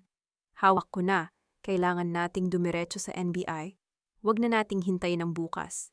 Inabot niya sa akin ang USB. Ang aming mga kamay ay nagtagpo, ang kanyang balat ay kasing lamig ng yelo. Ngunit bago ko pa mahawakan ang maliit na drive, isang malamig at pamilyar na boses ang umalingaw-ngaw mula sa itaas na palapag. I'm so disappointed in you, Victor. Akala ko ba ay matalino ka? Napatigil kami. Mula sa hagdanan, dahan-dahang bumaba si Dr. Bianca. Kasunod niya ang dalawang lalaking naka-uniforme ng guard. pero alam kong hindi sila ordinaryong guards. Ang kanilang mga mukha ay walang emosyon, tila mga makina na handang pumatay. Bianca, usal ni Victor habang unti-unting umaatras. Hindi mo na kami mapipigilan. Alam na ng NBI ang tungkol dito. Nagsisinungaling ka, Victor. Hinihingal ka pa nga sa takot. Paano ka makakatawag sa NBI? Sabi ni Bianca habang naglalakad ng dahan-dahan. Ang tunog ng kanyang high heels ay tila bawat tibok ng aming kamatayan. At ikaw naman, Elena, hindi ka talaga natututo. Ibinigay na ni Marco ang lahat ng pagkakataon para sa isang tahimik na buhay, pero mas pinili mong mamatay sa dilim. Hinding-hinding niyo na ako makukulong muli, Bianca, sigaw ko, habang mahigpit na hawak ang aking bag. Sino ang nagsabing ikukulong ka namin? Ngumiti si Bianca, isang ngiting punong-puno ng kasamaan. Ang balita bukas ay ganito. Isang desperadong pasyente na may psychiatric illness ang nag-amok at pinatay ang kanyang doktor bago tumalon mula sa gusaling ito. Isang trahedya ng kabaliwan. Sumenyas si Bianca sa kanyang mga tauhan. Mabilis na sumugod ang dalawang lalaki. Sinubukan ni Victor na humarang, pero isang malakas na paghampas ng dulo ng baril sa kanyang sikmura ang nagpabagsak sa kanya sa semento. Narinig ko ang kanyang pagdaing ng sakit habang namimilipit siya sa sahig. Victor, sigaw ko. Tinakbo ko ang kinaroroonan ni Victor para kunin ang USB. Pero bago ko pa ito maabot, hinablot ng isang lalaki ang aking buhok at marahas akong isinandal sa malamig at magaspang na pader. Naramdaman ko ang pag-atras ng aking anit sa sakit. Nasaan ang USB? Tanong ng lalaki. Habang ibinabaon ang kanyang siko sa aking lalamunan. Hindi ako makahinga. Ang paningin ko ay nagsisimulang magkaroon ng mga itim na tuldok. Sa gitna ng aking pakikipagbuno, nakita ko si Bianca na lumapit kay Victor. Inangat niya ang mukha ng doktor at dinuraan ito. Pagkatapos, kinuha niya ang USB drive mula sa sahig. Ang kinuha niya mula kay Victor bago ito mahulog. Burn this, utos ni Bianca sa isa pang tauhan. Ngunit bago pa sila makakilos, isang malakas na liwanag mula sa isang sasakyan ang biglang pumasok sa palapag na iyon. Hindi ito sasakyan ng pulis. Ito ay isang itim na van na mabilis na huminto sa harap namin. Ang pintuan ng van ay bumukas at isang lalaking nakasuit ang bumaba. Ang kanyang mukha ay pamilyar, pero hindi ko matandaan kung saan ko siya nakita. Lumingon si Bianca. Ang kanyang mukha ay nabahiran ng gulat. You? Usal ni Bianca. Anong ginagawa mo rito? Ang lalaki ay hindi sumagot. Sa halip, inilabas niya ang isang recorder mula sa kanyang bulsa. Isang recorder na kamukha ng kay Papa. Pinindot niya ang play. Ang boses ni Marco ang lumabas. Siguraduhin mong mawawala na si Bianca pagkatapos niyang ligpitin si Elena. Hindi ko pwedeng hayaang may ebidensya pa ang babaeng iyan laban sa akin. Nanigas si Bianca. Ang kanyang mga tauhan ay nagkatinginan. Tila hindi alam kung sino ang susundin. Marco? Marco said that? Tanong ni Bianca. Ang kanyang boses ay puno ng panginginig. Ang mga traidor ay laging pinapatay ng kapwa traidor, doktora, sabi ng lalaki, habang dahan-dahang lumalapit sa amin. Elena, tara na. Kung gusto mong mabuhay at makuha ang anak mo, sumama ka sa akin ngayon din. Tumingin ako kay Bianca na ngayon ay tila nawala na rin ng lakas at kay Victor na duguan sa sahig. Sino ang lalaking ito at bakit niya hawak ang ebidensyang magpapabagsak kay Marco at Bianca ng sabay? Hinihila ako ni Elias, ang dating paralegal ni Papa na matagal nang nawala, pasok sa loob ng madilim na van. Ang kanyang mga kamay ay magaspang at puno ng ugat. Isang patunay ng mga tao ng pagtatago at hirap. Isinara niya ang pinto ng van nang mabilis. Narinig ko ang mechanical na tunog ng lock na tila nagbibigay sa akin ng panandaliang kaligtasan mula sa galit ni Bianca sa labas. Dalian mo, Elias. Si Victor, kailangan natin siyang tulungan. Sigaw ko habang nakatingin sa bintana. Nakita ko si Victor na pilit na tumatayo habang ang mga tauhan ni Bianca ay napatitig sa amin. Tila nagdadalawang isip kung susugod ba sila o hindi matapos marinig ang pagtataksil ni Marco. Hindi na natin siya kayang makuha ngayon, Elena. Pag manatili tayo rito ng isa pang minuto, lahat tayo ay mamatay. Mabilis na sagot ni Elias habang pinapaandar ang makina. Ang van ay umungol at mabilis na humarurot palayo sa parking building. Napaupo ako sa sahig ng van, nanginginig ang buong katawan. Ang bawat hininga ko ay may kasamang pait. Tumingin ako sa aking mga palad na puno ng gasgas at dumi.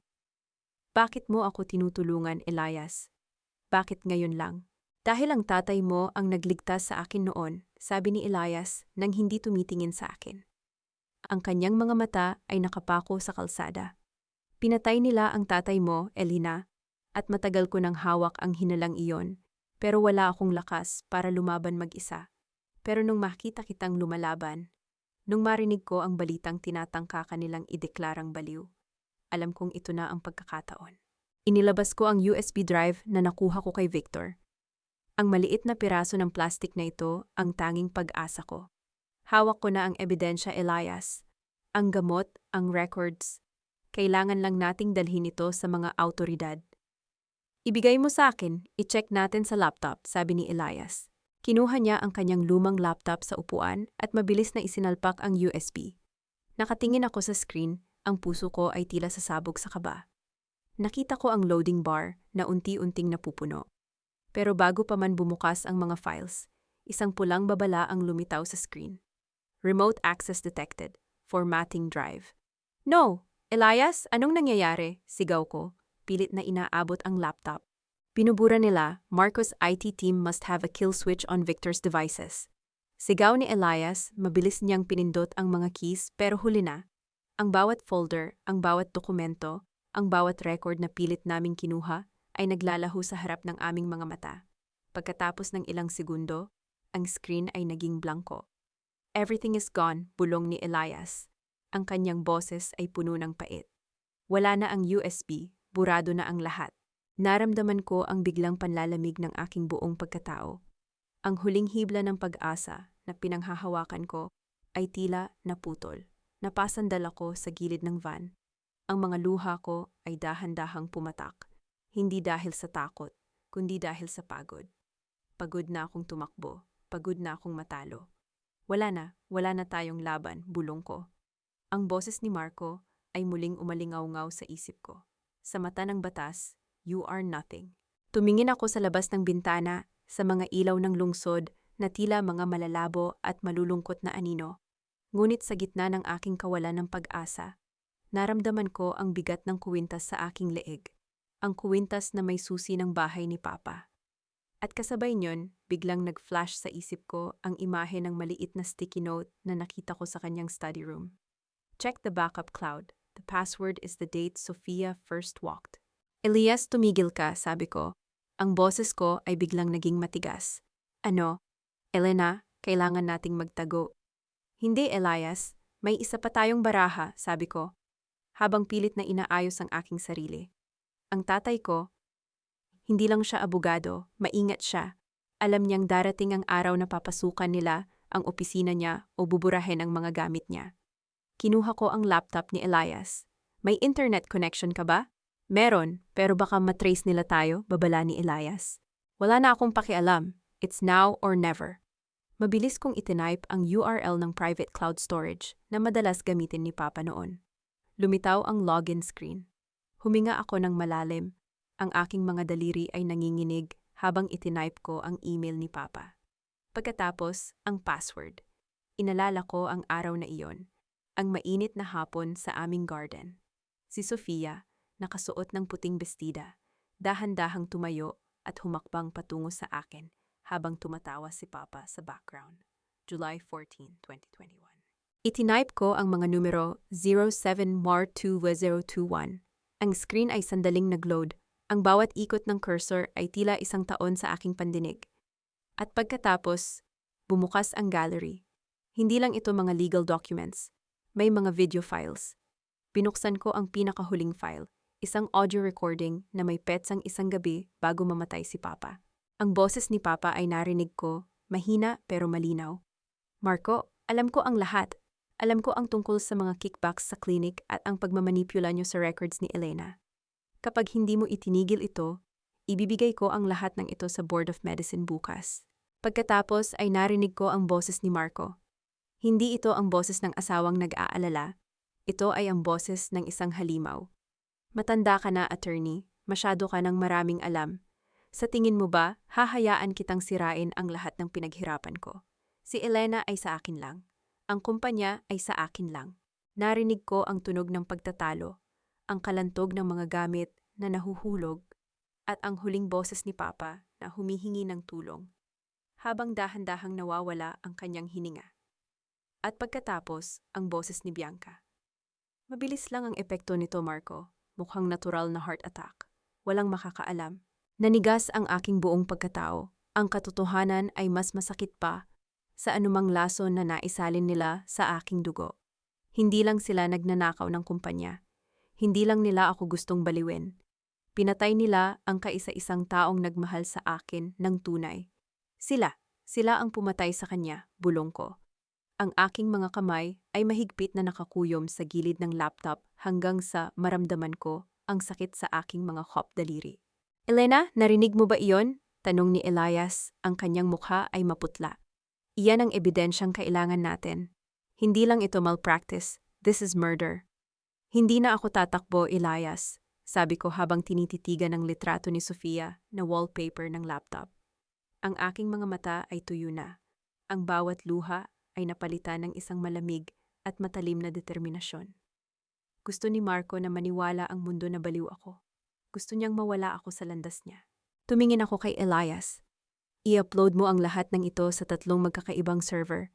Ipadala mo ang kopya sa bawat board member ng kumpanya, sa bawat major news outlet, at sa personal na email ni Dr. Victor. Kung nasaan man siya ngayon, kailangang malaman niya na tapos na ang laro. Anong gagawin mo, Elena? Tanong ni Elias nang may kaba. Babalik ako sa mansyon, sabi ko.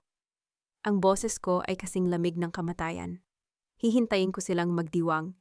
Hihintayin kong isipin nilang panalo na sila. At doon, sa harap ng lahat ng taong niloko nila, ihuhulog ko ang bitag. Delikado yon, Elena. Papatayin ka nila. Patay na ako nung gabing kinuha nila sa akin si Sofia, sagot ko, habang tinitignan ang aking sariling refleksyon sa madilim na screen. Ang nakikita mo ngayon ay ang multo na magpapabagsak sa kanilang dalawa. Sa labas, ang ulan ay muling nagsimulang pumatak. Pero sa pagkakataong ito, hindi na ako natatakot sa dilim. Ako na ang dilim na darating para sa kanila. Tinitigan ko ang refleksyon ko sa maliit at basag na salamin sa loob ng safe house ni Elias. Hindi ko naman kilala ang babaeng nasa harap ko. Ang mga mata ko na dati ay puno ng takot at pagmamakaawa. Ngayon ay tila 2 pirasong itim na kristal, malamig, matigas, at walang kahit anong bakas ng emosyon. Kinuha ko ang gunting sa ibabaw ng lamesa. Sa isang mabilis na pagkilos, ginupit ko ang aking mahabang buhok. Ang bawat hibla na bumabagsak sa maduming sahig ay tila pagtatapon ng lahat ng sakit, lahat ng pang-aapi, at lahat ng kahinaan na ibinigay sa akin ni Marco at Bianca. Ngayon, maikli na ang buhok ko, kasing talim ng aking plano. Elena, sigurado ka ba rito? Tanong ni Elias habang iniaayos ang mga digital files sa kanyang laptop. Ang kanyang boses ay puno ng kaba. Ngayong umaga ang board meeting. Doon opisyal na ililipat sa pangalan ni Marco ang lahat ng shares mo. Kapag pumasok ka ron, parang naglalakad ka sa loob ng bitag. Hindi, Elias, sabi ko habang isinusuot ang aking pinakamahal na suit. Ang kulay pulang coat na isinuot ko noong itinatag namin ang kumpanya. Sila ang nakatira sa loob ng bitag na ako ang gumawa. Akala nila ay napatay na nila ang kaluluwa ko. Hahayaan ko silang magdiwang hanggang sa pinakamataas na sandali ng tagumpay nila. Napadala ko na ang teaser files sa 5 major board members, pagpapatuloy ni Elias. Mga snippets lang ng recording ng tatay mo, sapat na para magduda sila, pero hindi pa sapat para tumawag agad ng pulis. Gusto nating lahat sila ay nandoon sa loob ng silid. Magaling, bulong ko. Naramdaman ko ang kakaibang lamig sa aking sikmura, pero hindi ito takot. Ito ay ang adrenaline ng isang taong wala nang balak bumalik. Handa na ba ang live feed? Handa na. Sa oras na pindutin mo ang remote sa singsing mo, ang recording ni Marco at Bianca tungkol sa pagpatay sa tatay mo ay i-upload sa bawat screen sa loob ng conference room, pati na rin sa lahat ng social media accounts ng kumpanya. Hindi nila ito mabubura ng mabilis. Tumingin ako sa orasan. 9 ng umaga, ang oras ng aking paglilibing sa kumpanya o ang oras ng kanilang pagbagsak. Pagdating ko sa tapat ng building ng aming kumpanya, tiningala ko ang dambuhalang logo sa itaas. Ang bawat palapag ng gusaling ito ay binuo ko sa pamamagitan ng puyat at sakripisyo. Hindi ko hahayaang ang isang halimaw na tulad ni Marco ang makinabang dito habang ang tatay ko ay nabubulok sa ilalim ng lupa. Naglakad ako papasok sa lobby. Ang mga guards na dati ay yumuyuko sa akin ay napatigil. Nakita ko ang gulat at takot sa kanilang mga mata. Siguradong ang order ni Marco ay hulihin ako kapag nakita nila ako. Ma'am Elena, bawal po kayo rito, sabi ng head security habang hinahawakan ang kanyang radyo. Tumabi ka, sabi ko. Ang boses ko ay hindi sumisigaw pero puno ng awtoridad na nagpaatras sa kanya. May appointment ako sa sarili kong board meeting. Subukan mo akong hawakan at sisiguraduhin kong ikaw ang unang mawawala ng trabaho bago matapos ang araw na ito. Hindi siya nakakilos. Naglakad ako patungo sa elevator. Ang bawat tunog ng aking heels sa marmol na sahig ay tila isang babala. Pagdating sa 25th floor, narinig ko ang mahinang tawanan mula sa loob ng boardroom. Naamoy ko ang amoy ng mamahaling kape at sigar. Ang amoy ng tagumpay ni na Marco at Bianca. Dahan-dahan kong itinulak ang dambuhalang pinto ng boardroom. Napatigil ang lahat. Si Marco na nakaupo sa gitnang upuan, ang upuan ko, ay biglang nabitawan ang kanyang ballpen. Sa tabi niya, si Bianca ay napatayo. Ang kanyang mukha ay biglang namutla. Ang kanyang mga mata ay nanlaki sa hindi maipaliwanag na takot. Elena, usal ni Marco, ang kanyang boses ay puno ng panginginig. Paano ka nakapasok dito? Guards, nasaan ang security? Huwag mo nang hanapin ang security, Marco, sabi ko, habang dahan-dahang naglalakad patungo sa kabisera ng lamesa. Masyado silang abala sa panunood ng mga balita sa lobby. You are mentally unstable, Elena. Wala kang karapatang manatili rito. Sigaw ni Bianca, ang kanyang profesional na maskara ay tuluyan ng nagbibitak. Board members, pakiusap, tumawag kayo ng ambulance. She is having a psychotic break. Ngumiti ako sa kanya, isang ngiting nagpatahimik sa buong silid. Isang psychotic break ba ang tawag mo rito, Bianca? O baka takot lang kayong malaman ng board kung anong klaseng gamot ang ibinibigay niyo sa akin? Inilabas ko ang maliit na bote ng amber na kinuha ko sa mansyon at inilapag ito sa gitna ng mesa. Gusto niyo bang ipaliwanag sa harap ng mga investors kung bakit may halo itong experimental sedative na hindi aprobado ng FDA? Nagsisinungaling siya, gawa-gawa lang niya iyan. Sigaw ni Marco habang pilit na inaabot ang bote. Huwag mong hawakan iyan, Marco, sabi ni Mr. Sai, ang pinakamatandang board member, habang tinitignan si Marco ng may matinding pagdududa.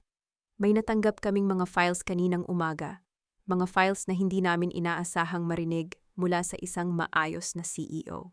Naramdaman ko ang panginginig ng mga kamay ni Marco sa ibabaw ng mesa. Ang kanyang mukha ay nagsisimula ng pawisan. Lumingon siya kay Bianca, naghahanap ng tulong, pero ang doktor ay mas abala sa pag-iisip kung paano ililigtas ang sarili niyang balat. Tapos na ang pagtatago, Marco. Tapos na ang pagpapanggap na baliw ako para makuha ang lahat, sabi ko, habang inilalabas ang aking remote. Elena, huwag mong gawin ito. Pag-usapan natin ito ng pribado, pagsusumamo ni Marco. Ang kanyang boses ay biglang naging maliit at puno ng desperasyon. Pribado, tumawa ako ng mahina. Pero ang tawa ko ay walang kahit anong saya. Gaya ng ginawa niyo kay Papa, pribadong pinatay sa loob ng sarili niyang opisina. Nanahimik ang buong boardroom. Ang bawat board member ay napasinghap. Sa sandaling iyon, pinindot ko ang button. Ang malalaking screen sa paligid ng silid ay biglang bumukas. Ang mukha ni Marco at Bianca sa recording ay lumitaw. At ang boses nila, ang boses ng mga mamamatay tao, ay umalingaw-ngaw sa bawat sulok ng gusali. Ang mukha ni Marco ay naging abo. Si Bianca ay napaupo sa sahig. Ang kanyang mga kamay ay nakatakip sa kanyang mga tainga. Pero huli na. Ang mundo ay nakikinig na.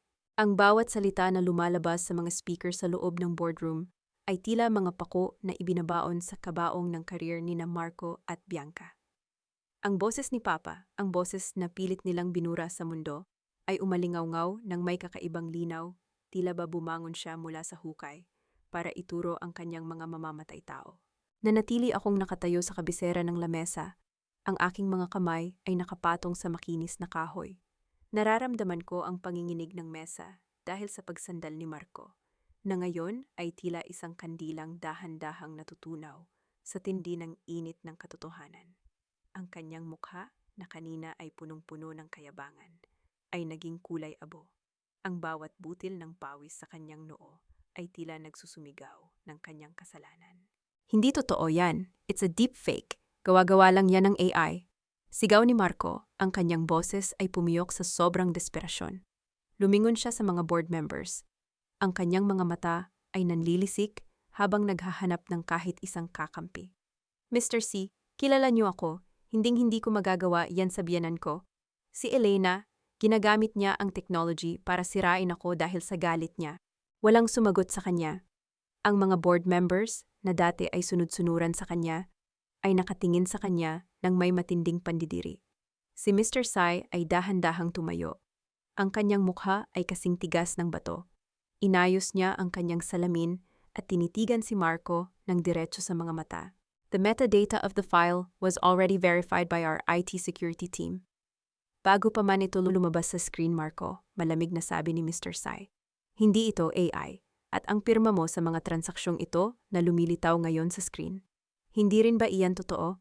Kasabay ng audio, lumitaw sa mga monitors ang mga bank transfers mula sa kumpanya patungo sa isang offshore account sa pangalan ni Bianca, na may digital authorization ni Marco. Ang bawat slide ay tila isang sampal sa mukha ng aking asawa. Marco, explain this. Sigaw ng isa pang investor habang hinahampas ang mesa. Ginamit mo ang pera ng kumpanya para bayaran ang mistress mo para lasunin ang sarili mong asawa. Mistress, napaatras si Bianca, ang kanyang mukha ay biglang naging maputla. Tumingin siya sa mga tao sa paligid. Ang kanyang profesional na maskara ay tuluyan ng nadurog. Hindi ako mistress. Marco told me he was going to marry me. Sabi niya, legal na ang lahat. Siya ang nag-utos sa akin na ibahin ang dosage ng gamot ni Elena. Siya ang may gusto na mamatay ang attorney. Shut up, Bianca, sigaw ni Marco habang dinuduro ang doktor. Ikaw ang lumapit sa akin. Ikaw ang nagsabing may paraan para makuha ang kumpanya nang hindi dumadaan sa mahabang proseso. Huwag mo akong ituro, ikaw ang pumatay sa tatay niya. Traitor ka, Marco. Mabilis na lumapit si Bianca kay Marco at sinubukang kalmutin ang mukha nito. I gave up everything for you. Pinirmahan ko ang lahat ng records na gusto mo. Ikaw ang pumatay sa kanya. Ikaw. Nagsimulang magkaroon ng kaguluhan sa loob ng boardroom. Ang dalawang taong akala ko ay magkakampi hanggang kamatayan ay nagtutukaan na ngayon na parang mga gutom na buwaya. Pinanood ko silang magsakitan, magsumbatan, at maghubad ng sarili nilang mga kasalanan sa harap ng lahat. Walang luha sa mga mata ko. Ang tanging nararamdaman ko ay isang malalim na kapayapaan na sa wakas, ang katotohanan ay malaya na. Enough! Ang aking boses ay umalingaw-ngaw sa buong silid, sapat na para patigilin ang kanilang pagtatalo. Lumingon sila sa akin. Si Marco ay humihingal. Ang kanyang suit ay gulo-gulo at si Bianca ay umiiyak habang ang kanyang makeup ay kumalat na sa kanyang mukha. Wala na kayong mapupuntahan, sabi ko, habang tinititigan sila ng may matinding dignidad. Hindi na mahalaga kung sino sa inyo ang mas may kasalanan. Pareho kayong mamamatay tao. Pareho kayong magnanakaw. Bumukas ang dambuhalang pinto ng boardroom. Sa pagkakataong ito, hindi guards ang pumasok. Sila ay mga tauhan ng NBI na may kasamang mga pulis. Sa likod nila, pumasok ang isang lalaking may benda sa ulo at may pasa sa mukha. Si Dr. Victor. Nanlaki ang mga mata ni Bianca nang makita ang kasamahan. Akala niya ay tuluyan na silang nanalo laban kay Victor sa parking building. Pero ang hindi niya alam, si Elias at ang kanyang mga tauhan ay mabilis na bumalik para iligtas ang doktor matapos akong maisakay sa van. Doktora Bianca, Mr. Marco, you are under arrest for fraud, attempted murder, and the murder of Attorney Arturo Santos, sabi ng lead agent habang inilalabas ang warrant. Victor, bakit? Bulong ni Bianca habang pinapanood ang paglapit ng pulis sa kanya. Dahil hindi ko na kayang mabuhay sa kasalanan mo, Bianca, sagot ni Victor. Ang kanyang boses ay puno ng pait. Ibinigay ko na sa kanila ang lahat, ang block file na akala nyo ay nabura nyo. May physical copy ako na nakatago sa vault ng nanay ko. Lahat ng krimen nyo nakasulat doon. Narinig ko ang mekanikal na tunog ng posas na ikinabit sa mga kamay ni Marco. Napatingin siya sa akin Ang kanyang mga mata ay puno ng galit, pagsisisi, at takot. Sinubukan niyang magsalita. Sinubukan niyang lumapit, pero mabilis siyang hinila ng mga pulis. Elena, pakiusap, si Sofia. Huwag mo siyang hayaang makita ako sa ganitong kalagayan. Pagmamakaawa ni Marco, ang kanyang boses ay nanginginig. Huli na para isipin mo si Sofia, Marco, sabi ko habang tinatalikuran siya. Sa bawat gabing pinaiyak mo siya, sa bawat oras na pinaniwala mo siyang wala na akong pakialam sa kanya, doon mo na siya tuluyang nawala. Mula sa araw na ito, hinding-hindi mo na muling maririnig ang pangalan namin. Kinaladkad sila palabas ng boardroom. Ang bawat hakbang nila ay tila paglilinis sa hangin ng kumpanya. Nang mawala na sila sa paningin ko, dahan-dahan akong napaupo sa upuan ni Papa. Ang aking mga tuhod ay nangangatog, at ang aking hininga ay naging mabigat. Lumapit sa akin si Mr. C at ipinatong ang kanyang kamay sa aking balikat. You did well, Elena. Your father would be very proud. Ang board ay magsasagawa ng emergency meeting para ibalik ka bilang CEO. We are deeply sorry for what happened. Tumango ako pero ang isip ko ay wala sa posisyon or sa pera. Tumayo ako at lumabas ng boardroom, hindi pinansin ang mga reporters na nagsisimula ng magkagulo sa labas ng building. Naglakad ako patungo sa elevator at nang sumara ang pinto, doon lang ako bumigay. Napasandal ako sa pader ng elevator at dahan-dahang napaupo. Ipinikit ko ang aking mga mata at sa wakas, ang mga luha na matagal kong pinigilan ay dahan-dahang pumatak.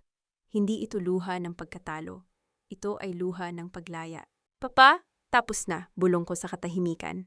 Pagdating ko sa lobby, sinalubong ako ni Elias. Sa tabing niya, nakatayo ang isang maliit na bata na may dalang manika. Mama? Ang tinig ni Sofia ay tila ang pinakamagandang musika sa buong mundo. Tumakbo siya patungo sa akin at yinakap ako ng napakahigpit. Binuhat ko siya, naramdaman ko ang bango ng kanyang buhok at ang init ng kanyang maliit na katawan. Sa sandaling iyon, ang lahat ng hirap, lahat ng lason, at lahat ng pambabaliw na ginawa nila sa akin ay naglaho. Mama, bakit ka po umiiyak? Sabi ni Tito Elias. Happy na raw po tayo, tanong ni Sofia, habang pinapahid ang luha ko, gamit ang kanyang maliliit na daliri. Opo, anak. Happy na tayo, sabi ko habang nangumingiti sa kanya sa gitna ng aking mga luha. Hindi na tayo aalis sa tabi ng isa't isa. Never again. Ngunit habang naglalakad kami palabas ng building, napansin ko ang isang itim na sasakyan na nakatigil sa kabilang panig ng kalsada. Isang lalaking nakasuot ng salamin ang nakatingin sa amin. Hindi siya pulis, hindi siya board member, at hindi siya tauhan ni Marco. Nang magtama ang aming mga mata, dahan-dahan siyang tumango at mabilis na pinaandar ang sasakyan. Naramdaman ko ang muling pagkabog ng aking dibdib. Ang lalaking tumawag sa akin sa bahay ni Papa, ang lalaking nagsabing isa rin siyang biktima ni Bianca. Sino ba talaga siya? At bakit parang hindi pa rito natatapos ang lahat? Nakatitig ako sa malaking bintana ng aking bagong opisina. Mula rito, kitang-kita ang buong lungsod ng Makati, ang mga naglalakihang gusali na tila mga rebulto ng tagumpay. Ngunit sa likod ng magandang tanawing ito, alam ko ang dumi at pait na nakatago sa bawat sulok. Ang hangin sa loob ng kwartong ito ay hindi na amoy lason o amoy ng takot. Ngayon, amoy na ito ng bagong simula. Isang linggo na ang nakalipas mula nang mangyari ang kaguluhan sa boardroom.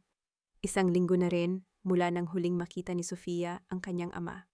Ang bawat pahayagan at balita sa telebisyon ay walang ibang laman kundi ang pagbagsak ng power couple na sina Marco at Dr. Bianca.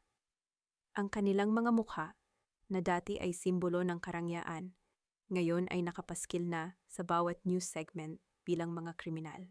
Inayos ko ang aking salamin at tinitigan ang mga dokumento sa ibabaw ng aking mesa. Ito ang liquidation ng mga ari-arian ni Marco.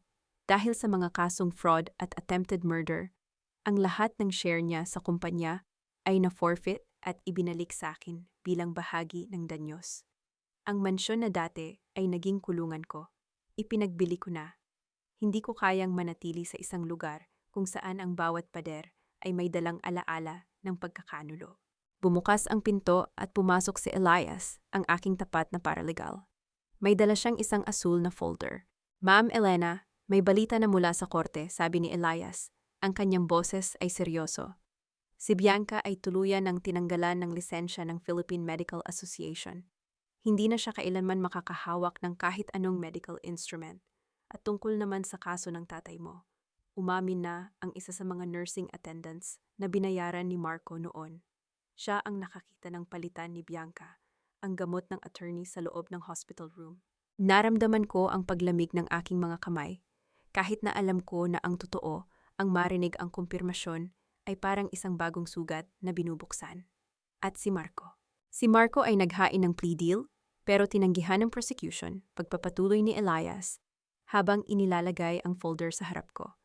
Sinusubukan niyang isisi ang lahat kay Bianca, pero dahil sa black file na ibinigay ni Victor, wala na siyang kawala. Nakatakda siyang ilipat sa New Bilibid Prison sa susunod na buwan. Nahaharap siya sa reclusion perpetua. Justice, bulong ko sa aking sarili. Ang salitang ito ay tila napakasarap lasapin, pero may kasama ring pait. Tumayo ako at kinuha ang aking bag. Elias, kailangan kong pumunta sa detention center. Gusto kong silang makita sa huling pagkakataon bago sila ilipat. Sigurado po ba kayo, ma'am? Baka makasama lang po sa inyo ang makita sila, pag-aalala ni Elias. Kailangan ko ito para sa sarili kong kapayapaan, Elias. Para tuluyan ko nang maisara ang kabanatang ito, sabi ko habang naglalakad patungo sa pinto. Pagdating ko sa detention center, ang amoy ng luma at basang semento ang sumalubong sa akin. Ang bawat kalansing ng mga susi ng mga guard ay tila isang paalala ng kalayaang nawala sa mga taong nasa loob. Dinala ako sa isang maliit na silid na may makapal na salamin sa gitna. Unang pumasok si Bianca, halos hindi ko siya makilala. Ang kanyang dating maayos na buhok ay gulo-gulo na ngayon. At ang kanyang mukha ay maputla at puno ng mga linya ng stress. Wala na ang kanyang mamahaling suit. Suot na niya ang orange na uniforme ng preso. Nang makita niya ako, ang kanyang mga mata ay nanliit sa galit. Nandito ka ba para pagtawanan ako, Elena? Para ipakita na ikaw na ang panalo? Nandito ako para tignan ang mukha ng babaeng pumatay sa tatay ko para lang sa pera. Mahinahon kong sabi. Ang aking boses ay hindi kakikitaan ng kahit anong galit, kundi matinding pandidire. Sabi mo noon, unstable ako. Pero tignan mo ang sarili mo ngayon, Bianca. Sino sa atin ang talagang nawala sa sarili? Ginawa ko lang ang kailangan para mabuhay, sigaw ni Bianca, habang hinahampas ang salamin. Si Marco ang lumapit sa akin. Siya ang nag-udyok sa akin. Minahal ko siya, Elena. Hindi iyon pag-ibig, Bianca. Iyon ay kasakiman, sabi ko habang tumatayo. Habang nabubulok ka rito, iisipin mo gabi-gabi ang bawat pasyenteng sinira mo ang buhay. At ang tatay ko, hinding-hindi ka niya patutulugin sa gabi. Sunod na pumasok si Marco. Mas malala ang itsura niya kaysa kay Bianca. Ang kanyang mga mata ay walang buhay. Tila ba tuluyan na siyang sumuko sa tadhana. Nang maupo siya sa harap ko, hindi niya ako kayang tignan ng diretsyo. Elena, mahina niyang tawag. I'm sorry. Please, tell Sofia that her father is that I love her. Huwag mong gamitin ang pangalan ng anak ko para humingi ng tawad sa akin, Marco, sabi ko. Ang bawat salita ko ay tila isang matalim na kutsilyo. Minahal kita ng buong buo. Ipinagkatiwala ko sa iyo ang buhay ko, ang kumpanya ko, at ang anak ko. Pero binaliktad mo ang lahat ng iyon dahil lang sa kapangyarihan. Nasilaw ako, Elena. Akala ko ay mas madali kung ako ang may hawak ng lahat, sabi ni Marco habang dahan-dahang tumutolo ang kanyang mga luha. Patawarin mo ako. Patawad? Tumawa ako ng mahina. Isang tawang walang kahit anong saya. Ang kapatawaran ay para sa mga taong nagkamali, Marco. Pero ang ginawa nyo ay hindi pagkakamali. Ito ay isang planadong pagpatay, isang masistemang pagwasak sa isang tao. I will never forgive you, and I will make sure that Sofia grows up knowing that her father was a man who chose greed over family. Tumayo ako at tinalikuran siya. Naririnig ko ang kanyang paghagulgol sa likuran ko, ang kanyang mga pagsusumamo na tinatawag ang pangalan ko. Pero hindi ako lumingon. Sa bawat hakbang ko palabas ng detention center, nararamdaman ko ang pag-alis ng isang mabigat na pasanin sa aking dibdib.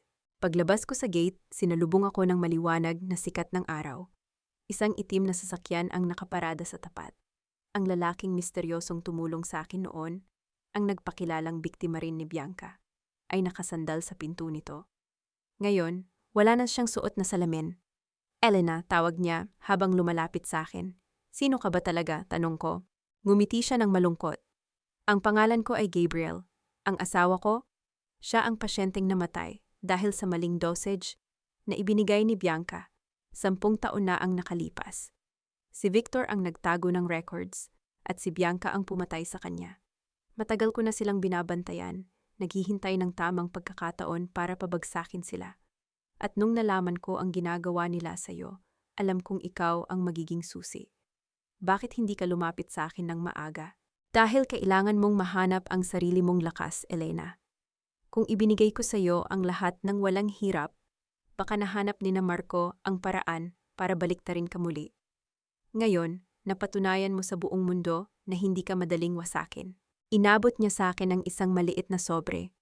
Ito ang mga records ng support center na itinatayo mo. Ang lahat ng kailangang permits ay maayos na. Ito ang legacy ng tatay mo, Elena. Isang lugar kung saan walang babaeng ituturing na baliw dahil lang sa sinasabi ng ibang tao. Tumingin ako sa sobre at pagkatapos ay kay Gabriel. Salamat, Gabriel. Hindi ko ito magagawa kung wala ang tulong mo sa dilim. Wala yon, Elena. Tapos na ang laban natin, sabi niya, habang dahan-dahang sumasakay sa kanyang sasakyan. Mabuhay ka ng malaya, pinanood ko siyang umalis. Sa dulo ng kalsada, nakita ko si Sofia na bumababa sa sasakyan ni Elias. Tumatakbo patungo sa akin, na may dalang isang bungkus ng bulaklak. Mama, look, flowers for you, sigaw ni Sofia habang yumayakap sa aking binti. Binuhat ko siya at hinalikan sa noo. Salamat anak, napakaganda nila. Sa unang pagkakataon matapos ang mahabang panahon, naramdaman ko ang tunay na kapayapaan. Hindi na ako ang babaeng natatakot sa sarili niyang anino. Hindi na ako ang babaeng pinapaniwalang baliw siya. Ako si Elena Santos, isang ina, isang CEO, at isang survivor. At sa bawat bagong umaga na darating, sisiguraduhin kung walang sino man ang muling makakapagnakaw ng aking realidad. Ang aming buhay ay parang isang recording. May mga static, may mga ingay, at may mga bahaging gusto nating burahin. Pero sa huli, tayo ang may hawak ng play button. At ang kwento ko ay nagsisimula pa lang. Habang pinapanood natin si Elena at Sofia na naglalakad palayo tungo sa liwanag, tila nararamdaman din natin ang bigat na nawala sa kanilang mga balikat. Sa wakas, ang ulan na naging saksi sa kanyang paghihirap ay tumila na. At ang bawat hakbang niya ngayon ay hindi na puno ng takot, kundi ng pag-asa. Mga mahal kong tagapakinig, maraming salamat sa inyong matiyagang pagsama sa akin sa mahabang hand-train na ito ni Elena. Habang isinusulat ko ang mga tagpong pinapaniwala si Elena na siya ay baliw at walang kakayahang magdesisyon para sa sarili, hindi ko mapigilang makaramdam ng matinding kirot. Napakahirap makita ang isang tao na unti-unting nawawala ng tiwala sa sarili niyang isip dahil lamang sa manipulasyon ng mga taong dapat ay nagprotekta sa kanya. Ang kwento ni Elena ay hindi lamang tungkol sa paghihiganti. Ito ay tungkol sa pagbawi ng ating sariling tinig sa gitna ng nakabibinging kasinungalingan ng mundo. Isang mahalagang aral ang iniwan sa atin ng lumang voice recorder ng kanyang ama. Ang katotohanan, kahit gaano pa piliting burahin o itago sa ilalim ng ingay, ay laging makakahanap ng paraan para lumabas. Sa buhay natin, marami tayong makakasalubong na tulad ni Marco at Bianca. Mga taong gagamitin ang ating mga kahinaan at pagmamahal para kontrolin tayo. Kaya naman, isang mahalagang paalala ang ibinibigay ng kwentong ito. Huwag nating hayaang ang ating kaligayahan at seguridad ay nakadepende lamang sa salita ng iba. Ang pagpapanatili ng ating financial independence at ang pagtitiwala sa ating sariling intuition o kutob ang ating pinakamalakas na kalasag. Kapag naramdaman mong tila may mali na sa iyong paligid, huwag kang matakot na maghanap ng pangalawang opinyon. Huwag kang matakot na magtanong. At higit sa lahat, huwag mong hayaang nakawin nila ang iyong realidad. Kayo, mga mahal kong Tingia, ano ang tumatak sa inyong puso sa naging desisyon ni Elena na bumalik sa mansyon at harapin ang kanyang mga kaaway? Kung kayo ang nasa kalagayan niya, magagawa niyo rin bang magpatawad o mas pipiliin niyo ang tuluyang paglimot? Saan niyo po pinapakinggan ang kwentong ito? Siguro ay nagluluto kayo para sa inyong pamilya, nagpapahinga matapos ang isang mahabang araw, o baka nasa gitna ng biyahe. Ibahagi nyo naman sa comment section ang inyong mga kwento at saloobin. Dito sa ating channel, palagi kaming handang makinig sa inyong mga boses. Huwag nyo ring kalimutang i-like at i-share ang episode na ito para mas marami pa tayong mabigyan ng lakas at inspirasyon. Manatili sana kayong matapang at panatag sa inyong sariling paglalakbay hanggang sa muling kwentuhan. Tinititulo ng kwento, Ang Tinig ng Katotohanan sa Likod ng Kadiliman. Ang kwentong ito ay isinulat hango sa mga karanasan ng mga totoong tao sa ating paligid. Alay para sa lahat ng mga lumalaban para sa kanilang dignidad at katotohanan. Paalala, ang lahat ng mga karakter at pangyayari sa kwentong ito ay ginawang hukaw at hindi layuning manira o umatake sa sinuman. Ang kwento ay nilikha para sa libangan at para maghatid ng positibong mensahe sa bawat isa.